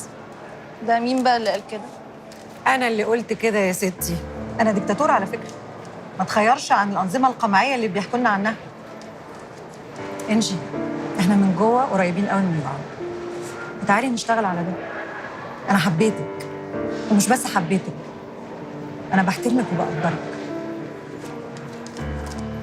وبعدين يا ستي الشوبينج بيحب اللمه، يعني هتخليني اروح اعمل شوبينج لوحدي في الغربه دي؟ لا طبعا. طب يلا بينا، يلا بدل ما يدونا غياب وانت اصلا مش ناقصه يا طايحه. يلا. صباح الخير. أنا الدكتورة نازلي تحسين، أستاذة علم النفس. الموضوع اللي هكلمكم فيه النهارده هو الكراود سايكولوجي أو سيكولوجية الجماهير. وعشان تقدروا تفهموا قد إيه الموضوع ده مهم وقد إيه بيأثر في نواحي كتير من حياتنا، هقول لكم حاجة غريبة جدا. أنا ما بحبش السياسة وماليش فيها، ومعلوماتي عن البيزنس معدومة، وعلاقتي بالأجهزة الأمنية ما بتتعداش اليوم اللي بنزل أجدد فيه رخصة عربيتي. لكن بالرغم من كده أنا بدي نفس المحاضرة دي في أجهزة أمنية وفي مؤسسات سياسية وفي شركات كبيرة، علشان كلهم محتاجين يعرفوا العلم اللي يقدروا يحركوا بيه الجماهير في الاتجاه اللي هم عايزينه. يعني حضرتك عايزه تقولي ان نفس الطريقه اللي انا هستخدمها عشان اقنع الناس ان هم يشتروا نوع شامبو هي الطريقه اللي انا هستخدمها عشان اخليهم يعملوا ثوره؟ اكزاكتلي. المبادئ هي والقواعد ما بتتغيرش، التكتيكات بس هي اللي بتتغير من حاله للتانيه. لكن اهم حاجه لازم تعرفوها النهارده هي انك عشان تخاطب الجماهير لازم تاثر على مشاعرهم. emotions emotions emotions.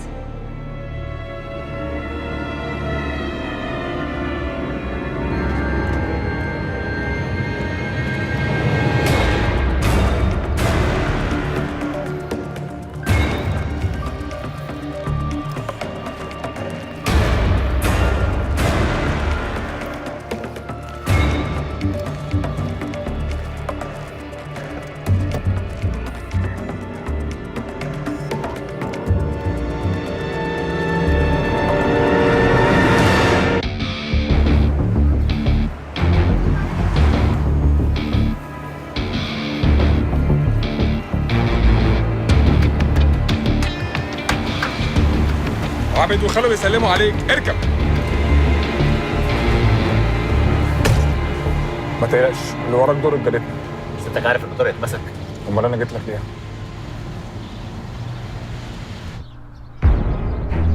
مش فاهمه يعني، حاكم قوي ومستبد، ليه الناس ما تقدرش تصور عليه؟ طول ما هو قوي هيخافوا، بس اول ما يحسوا ان هو ضعف مش هيرحم. طب وانا اعمل ثوره على نظام ضعيف ليه؟ ما استنى، كده كده هيقع لوحده. مفيش حاجه اسمها يقع لوحده يا تينا. اقري التاريخ كله. الحاكم القوي محدش بيقدر يهاوب ناحيته لا من جوه ولا من بره. الناس بتستنى لما يضعف ويخلصوا عليه، او يتم اضعافه لحد ما اللحظه دي تيجي، او يبينوا للناس انه ضعيف حتى لو كان قوي. ساعتها الناس هتتجرأ عليه. طب وانا ابينه ضعيف ازاي؟ لا دي حاجه انا ما اعرفهاش، بره مجال تخصصي، مش هقدر افتي فيها. لكن زي ما قلت لكم الناس مش بتفكر، بتحس، وبينقلوا لبعض المشاعر دي. طب وبعد ما نضعفه والناس تشيله؟ هيجيبوا مكانه واحد اقوى منه، زي ما قال جوستاف ليبون. طب والعقيده بقى اكيد ليها دور مهم قوي، صح؟ طبعا ليها اهم دور، حتى وسط العلمانيين الناس بتتحرك بالدافع الديني حتى لو الفرد نفسه مش متدين، والكلام ده ما يخصش دين بعينه طبعا. صح جدا. اصل انت عارفه انا مهتمه ليه؟ انا اصلا البرزنتيشن بتاعتي في السيمينار ده عن انظمه الحكم الاسلامي المعاصره. فعلا. مش عارفه ليه تخيلت ان انت هتتكلمي عن حاجه فيمينست اكتر، زي دور المراه في التغيير مثلا، حاجه كده. والله كان بودي. اتس ا فيري انترستنج توبيك. ان شاء الله السيمينار الجاي. طب احنا اتاخرنا على البريتيكال ارت سيشن، انا هروح الحمام واستناكي هناك. اوكي؟ طيب باي باي خلاص يا جماعه. الشاي. اوكي.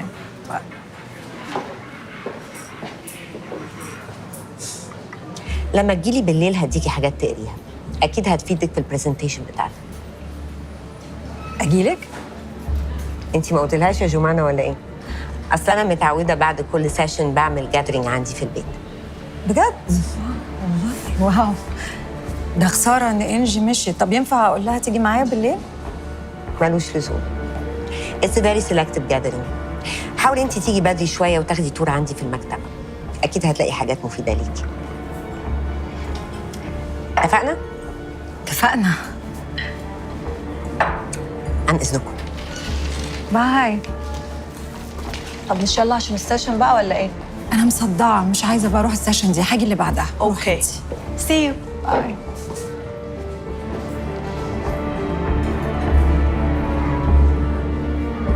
No, later please, later. I'm still here. Thank you.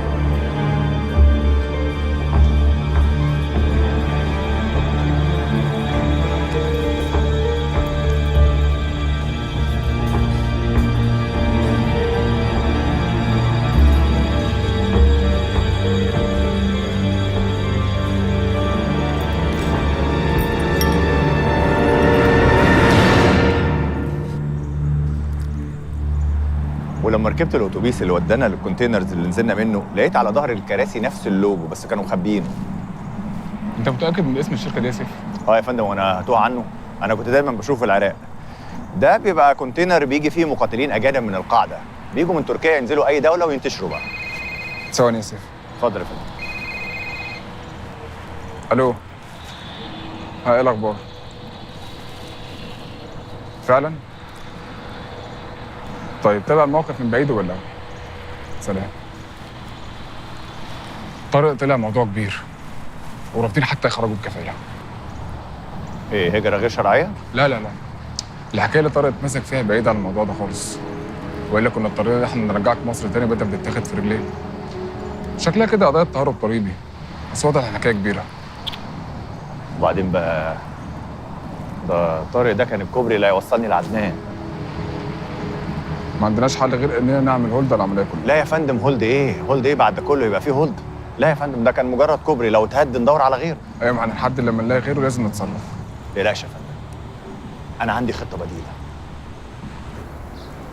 سيف بني خطته يا فندم على معلومه قراها في ملف عدنان مظلوم اللي حضرتك اديته له، تخص المحاسب اللي بيشتغل عنده في الشركه. رائف الحلبي مش كده؟ بالظبط يا فندم. رائف الحلبي مش مجرد محاسب في شركه عدنان بيظبط له حساباته وملفات الضرايب بتاعته، ده قريبه ودراعه اليمين وكاتم اسراره، والوحيد اللي عدنان بيثق فيه وبيستشيره في كل حاجه. خصوصا ان عدنان عارف ان رائف شايل له جميله انه جايبه من بلدهم وشغله معاه وبنى له مستقبله، وقت ما كان رائف مضطهد في بلدهم ومهدد بالسجن. وفي نفس الوقت عدنان جربه اكتر من مره واتاكد انه ما عندوش طموح يكبر اكتر من كده وراضي باللي هو فيه، وده اللي خلاه يطمن له اكتر. سيف وجهه نظره يا فندم ان رائف هو المدخل الاقرب والاسهل من عدنان اكتر من طارق بكتير، وبيقول ان لو خطته نجحت هيقدر يقرب من عدنان ومن الشبكه اسرع بكتير من الخطه الاصليه. قولي لحسام ان انا موافق على الخطه وتابعي معاه اول باول، واكدي عليه يبلغ سيف يحرص من السكن اللي هو فيه. طب مش الافضل انه يغير المكان يا فندم؟ المفروض انه راجل بيزور البلد لاول مره وداخل بطريقه غير شرعيه، عايزاه بقى يدور على سكن كل يوم ازاي؟ كده احسن. في اخبار من دينا؟ هتنفذ الليلات دي، وفريق التكنيكال سبورت وصل عند رامي. اكرم فين؟ بيرتب هو وبهاء قعدتهم الاخيره مع عبد الرحمن نصار قبل ما يسافر.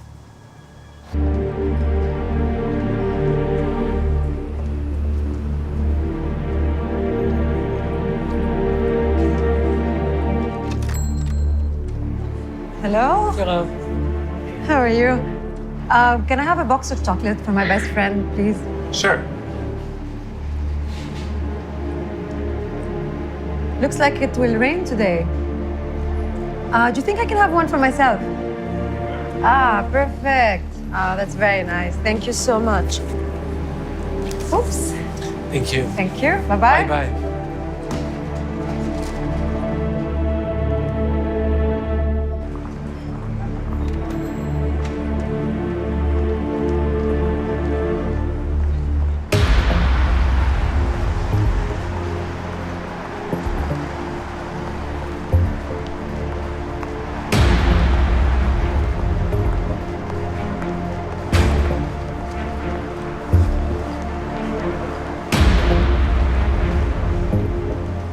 Oh man.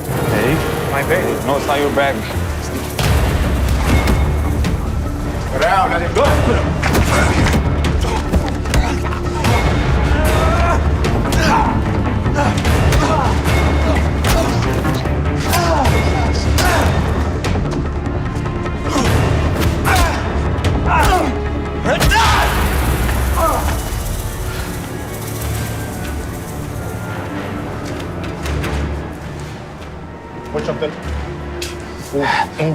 شكرا.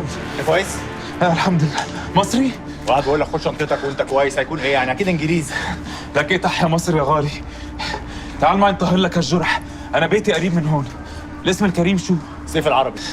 اخوك رائف الحلبي. اتفضل معي اتفضل. شكرا يا رب.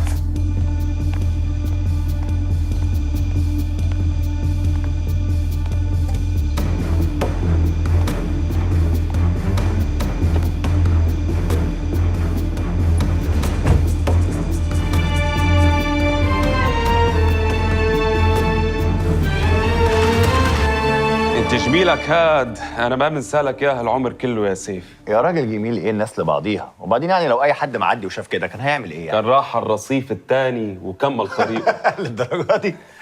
طب اقعد شوي، بدي فوت جيب لك شيء مشان الجرح. لا لا لا لا لا خالص، خليك زي ما انت، لا شيء ولا جرح، ده خربوش بسيط الحمد لله. اها. وانت شو كنت جاي تعمل هون؟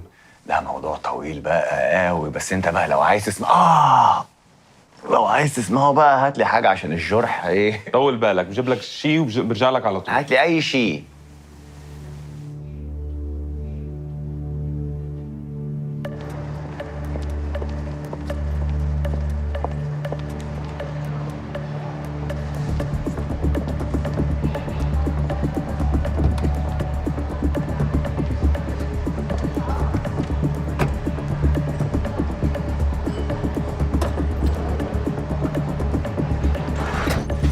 جيت ريدي. هاي يا دينا، اتفضلي. ميرسي، اتفضلي. ميرسي قوي، ما كانش له لزوم. لا ازاي؟ ميرسي ليكي. واو، حلو قوي البيت، شبهك. ثانك يو. مش كده؟ كويس انك جيتي بدري عشان نقعد ندردش شويه، وبالمره اوريكي المكتبه. طب ممكن اروح التواليت الاول بعد اذنك؟ طبعا اتفضلي، اخر الكوريدورين. كده؟ ثانك يو.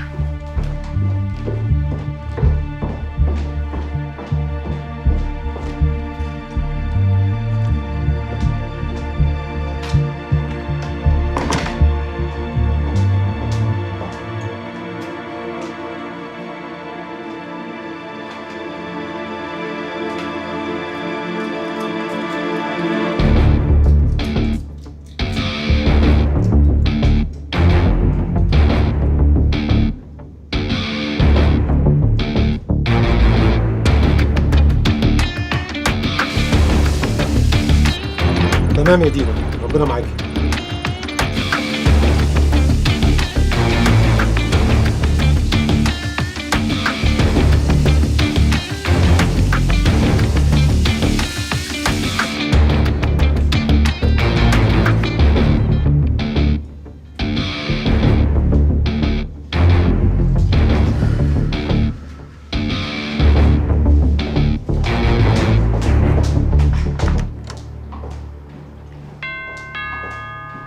ايه ده الجماعه شكلهم ابتدوا يوصلوا. لا دول غالبا الناس بتوع الكيترينج. دقيقه وهرجع لك. طب استاذنك ممكن اتفرج على الكتب لحد ما تيجي؟ طبعا، اتفضلي خدي راحتك. ميرسي.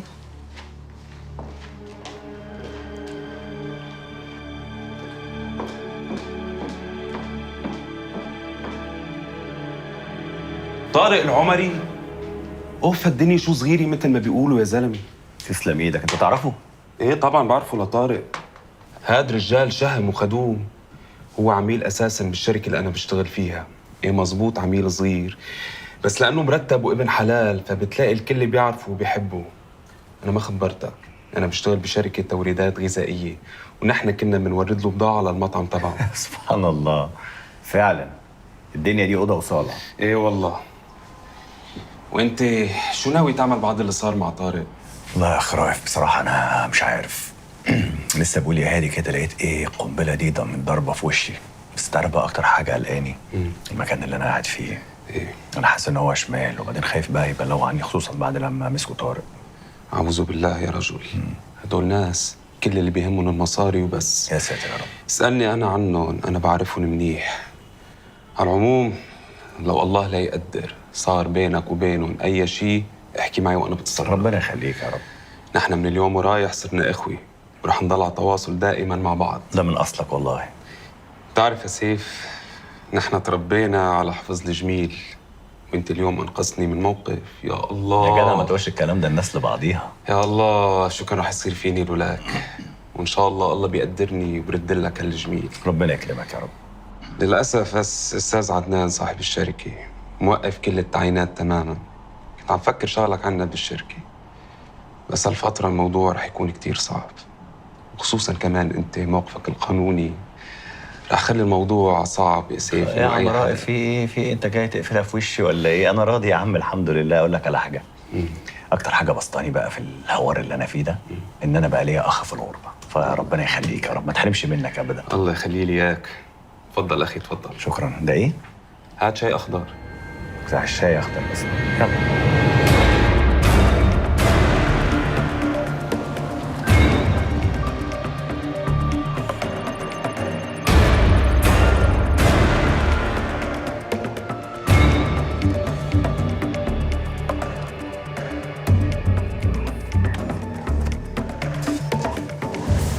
Is this all? No, actually one more box.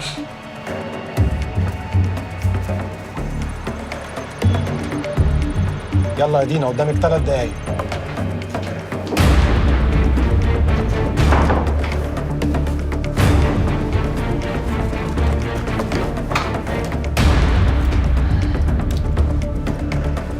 تمام، أنا قدام الخزنة.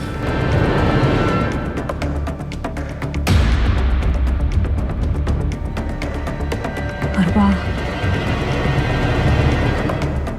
7 8 اهدي يا دينا، اهدي وما تستعجليش، لسه معانا وقت. 7/4/98. اوعي تنسي التاريخ ده، لأن ده تاريخ مهم جدا في حياة ناصر. اليوم ده اللي ابتدت فيه شغل التجسس لأول مرة، وبالنسبة لها ده تاريخ ميلادها الحقيقي.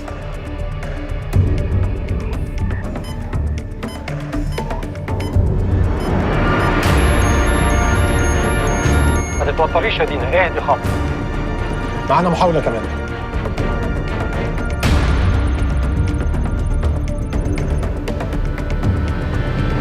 تسعة 8/47.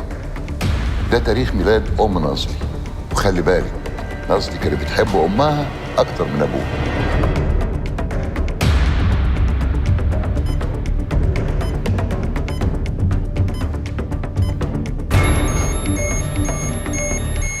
خلاص يا دينا، رجع كل حاجة زي ما كانت. سامعاني؟ سامعاني يا دينا؟ 4/7/89. ده اليوم اللي المخابرات التركية جندت فيه الولد اللي كانت بتحبه.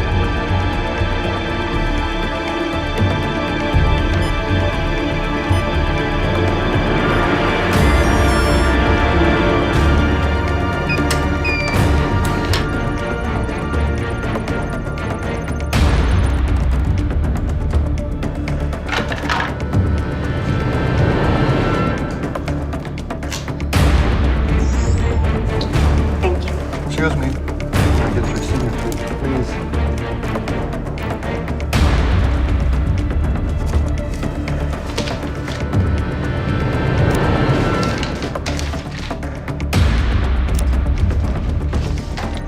نازلي داخله البيت، انا مش هعرف اعطلها اكتر من كده. سامعاني؟ سامعاني؟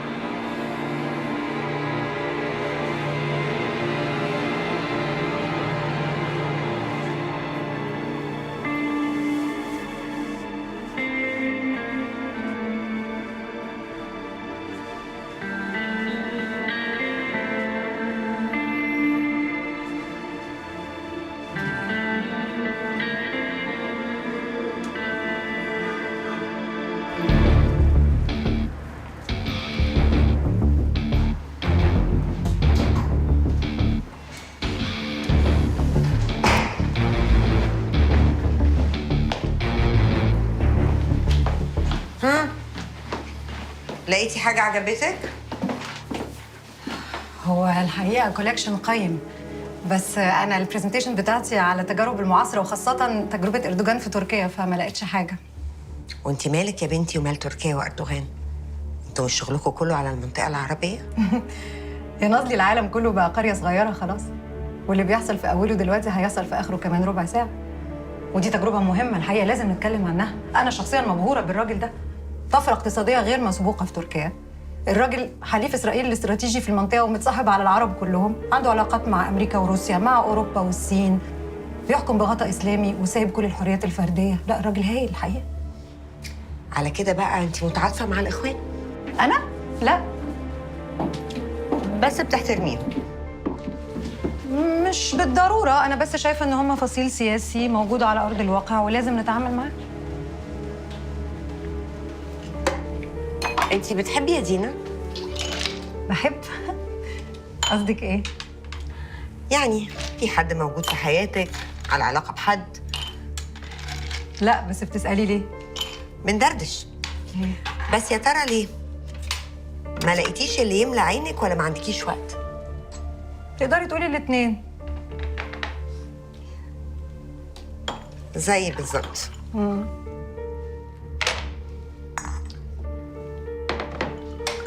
عمرك اشتغلتي مع الامن؟ مع الامن؟ ده منظر واحده ممكن تشتغل مع الامن؟ ليه لا؟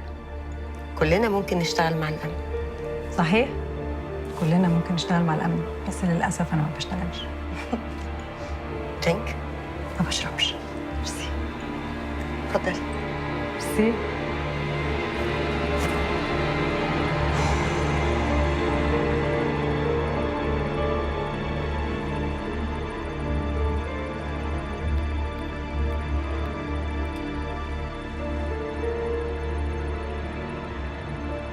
مبروك، الحاجه بقت معانا خلاص.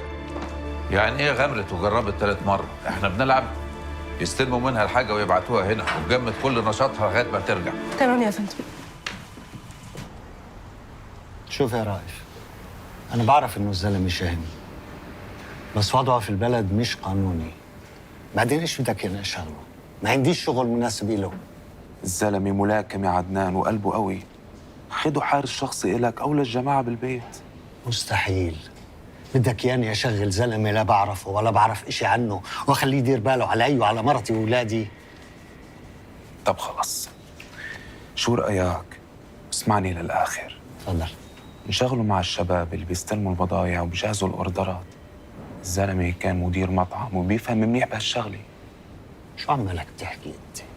إحنا بدنا نخفف عدد عمال ولا نجيب عمال زيادة؟ ولا بدك ياني أشغله صدقة؟ أنا مش محتاجه. شوف، أنا بعرف إنك بتدور على طريقة عشان ترد له فيها الجميل، وهذا إشي منيح، بس مش هيك. خليني أفكر شوي، بركي بلاقي له شغلة عند حدا من معارفي. تمام، بالإذن. مع السلامة. هاي صور المكان بعد انفجار السيارة المفخخة. عملوا حصر بالضحايا؟ 33 قتيل، 85 جريح. هذا طبعا غير قسم الشرطة اللي انهار تماما وكل أفراده قتلوا.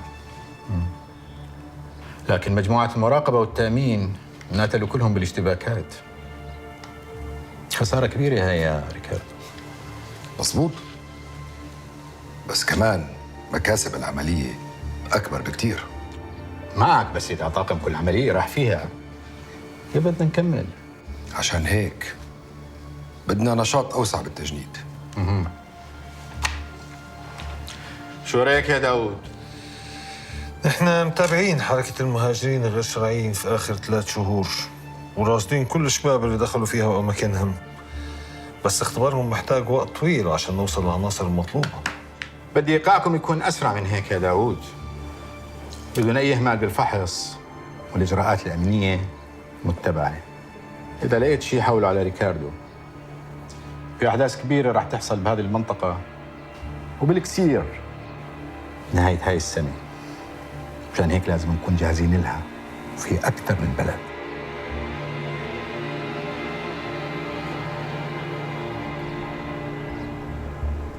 الخطط اتوضعت وبتحط لها اللمسات الأخيرة، وأجهزة كتير بتشتغل عليها. المعلومات اللي اتأكدت عن غاز المتوسط خلت كل الأطراف تسابق الزمن علشان تلحق. أوروبا عندها أزمة طاقة كبيرة، والدول اللي بتصدر لها غاز في الشرق عاوزة تلحق تمد الأنبوب بتاعها قبل ما اكتشافات المتوسط تطلع. مهم بالنسبة لها تولع الدنيا في الدول اللي عندها مخزون في المتوسط علشان تعطلها. الدول اللي في الغرب عاوزة تلحق تسيطر على دول المتوسط وتقسمها قبل الغاز ما يطلع علشان تلاعب كل الأطراف في كل دولة وتبقى صاحبة القرار فيها، وكلهم بيتعاونوا سوا. أنا في تقديري مش هتعدي 2011 غير لما ينفذوا المخطط ده بتاعهم. واحنا سبقنا بخطوه يا فندم، وبنزرع مصادرنا في كل المحاور اللي متوقعين ان المخطط هيتم من خلالها. بس عندنا مشكله واحده. مشكله ايه؟ الوضع السياسي يا فندم، والطريقه اللي بتدار بيها البلد بيساعد المخطط اكتر ما بيساعدنا ان احنا نمنعه. المشاكل بتزيد والممارسات الغلط بتتراكم. الغضب الشعبي يا فندم وصل لحاله تخوف. ده طبعا بيوفر بيئه حاضنه للمخطط، وبالتالي بيصعب مهمتنا بشكل كبير. على كل حال احنا بنقول وبننبه، انتوا تعملوا اللي عليكم وخليكم مستعدين لكل السيناريوهات. التضحيات اللي قدمها رجب طيب أردوغان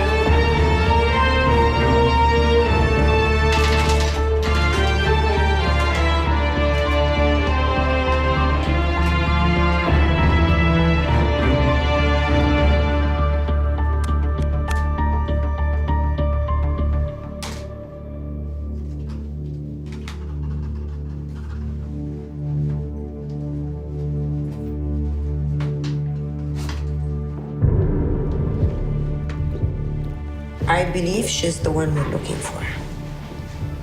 I'll update you. Ciao. بلغي سعيد يشتغل عليها أول ما ترجع له. حاضر. حاجة تانية؟ لا. اوكي.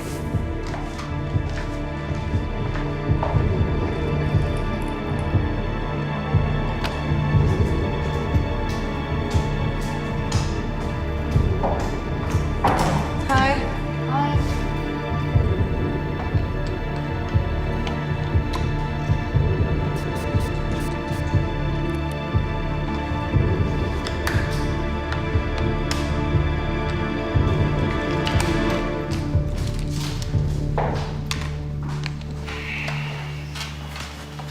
مساء الخير. مساء النور. في حجز. اسم حضرتك؟ امين علي. طب اتفضل استريح. شكرا. بعد اذنك. اتفضل. شكرا.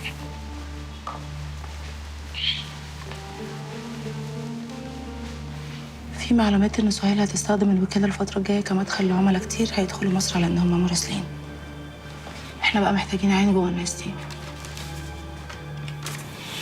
والكمبيوتر؟ متقلقش يا مينو، انت اتدربت كويس قوي وجاهز. احنا بس مستنيين الوقت المناسب عشان ننفذ. من فضلك الحمام فين بس؟ شكرا. لا مؤاخذة. انا اللي اسف يا منار. لما رجعت نفسي لقيت ان انا كنت سخيف معاكي بزياده، رغم ان دي طريقتي مع كل الناس القريبين، بس احنا يمكن لسه ما بقيناش قريبين قوي.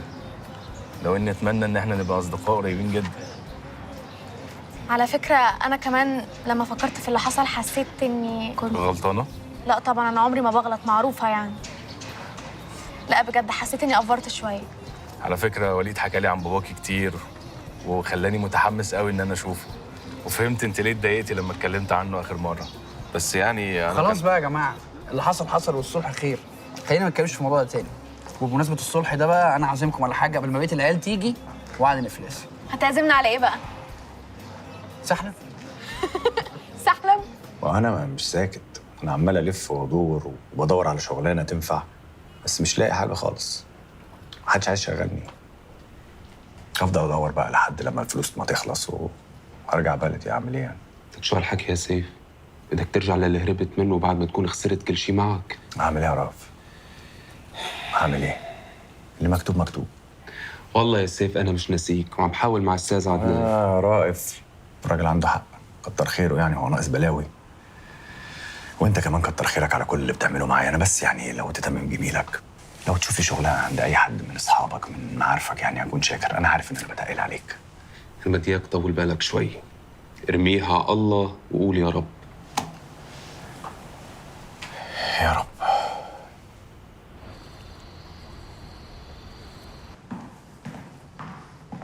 الحمد لله على السلامة يا دينا هانم. الله يسلم حضرتك. أنا عارفة إن حضرتك متضايق مني. متضايق؟ متضايق دي لما نكون أصحاب وما تسأليش عليا. أنا غلطت لما جربت تالت مرة. دي مش غلطة يا دينا، ده استهتار. أنت عارفة لو الخزنة ما اتفتحتش كان حصل إيه؟ كنت هتكشف. بس حضرتك عارف ومتأكد إن أنا حتى لو كانوا قطعوني حتت ما كنتش هفتح بقي. كنت هتكشف؟ سهل عليكي قوي الكلمة دي.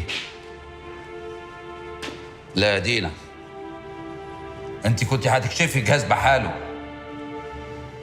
لانك ملك الجهاز مش ملك نفسك، وكنت هتضيعي شغل خططنا له لمدة سنين في لحظة واحدة. كل ده علشان ايه؟ علشان تثبتي انك قد المهمة وترضي غرورك. لا يا فندم، أنا بس ما هنش عليا يبقى بيني وبين الكنز ده خطوة واحدة وأسيبه وأمشي. والله هتعرفي قيمة اللي جوه الخزنة أكتر مني؟ أكيد لا. أنا آسفة. احمدي ربنا إنها أول مرة وإن شغلك يشفع لك. اللي جاي أصعب من اللي فات. لو غلطة زي دي اتكررت تاني صدقيني مش هتلاقي مكان بينا. اتفضلي.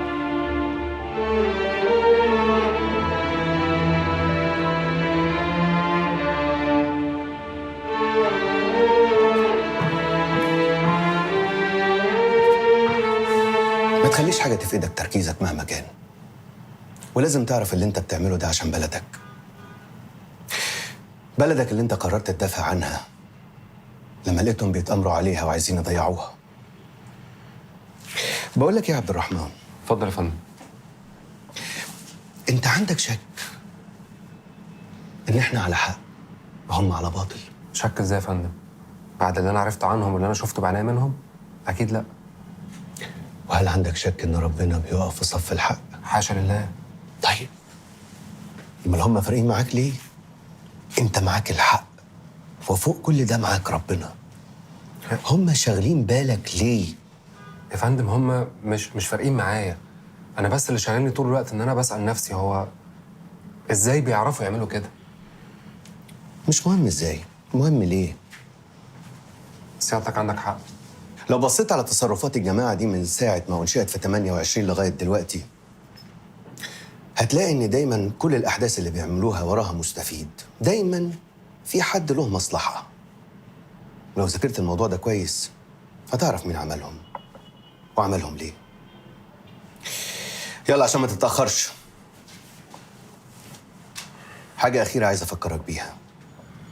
إحنا في ظهرك دايما وهنفضل حواليك. أشوفك على خير. انا ما عنديش حد اوصي حضرتك عليه، خلي بالك من نفسك. حاضر. وخلي بالك من نفسك أنت كمان.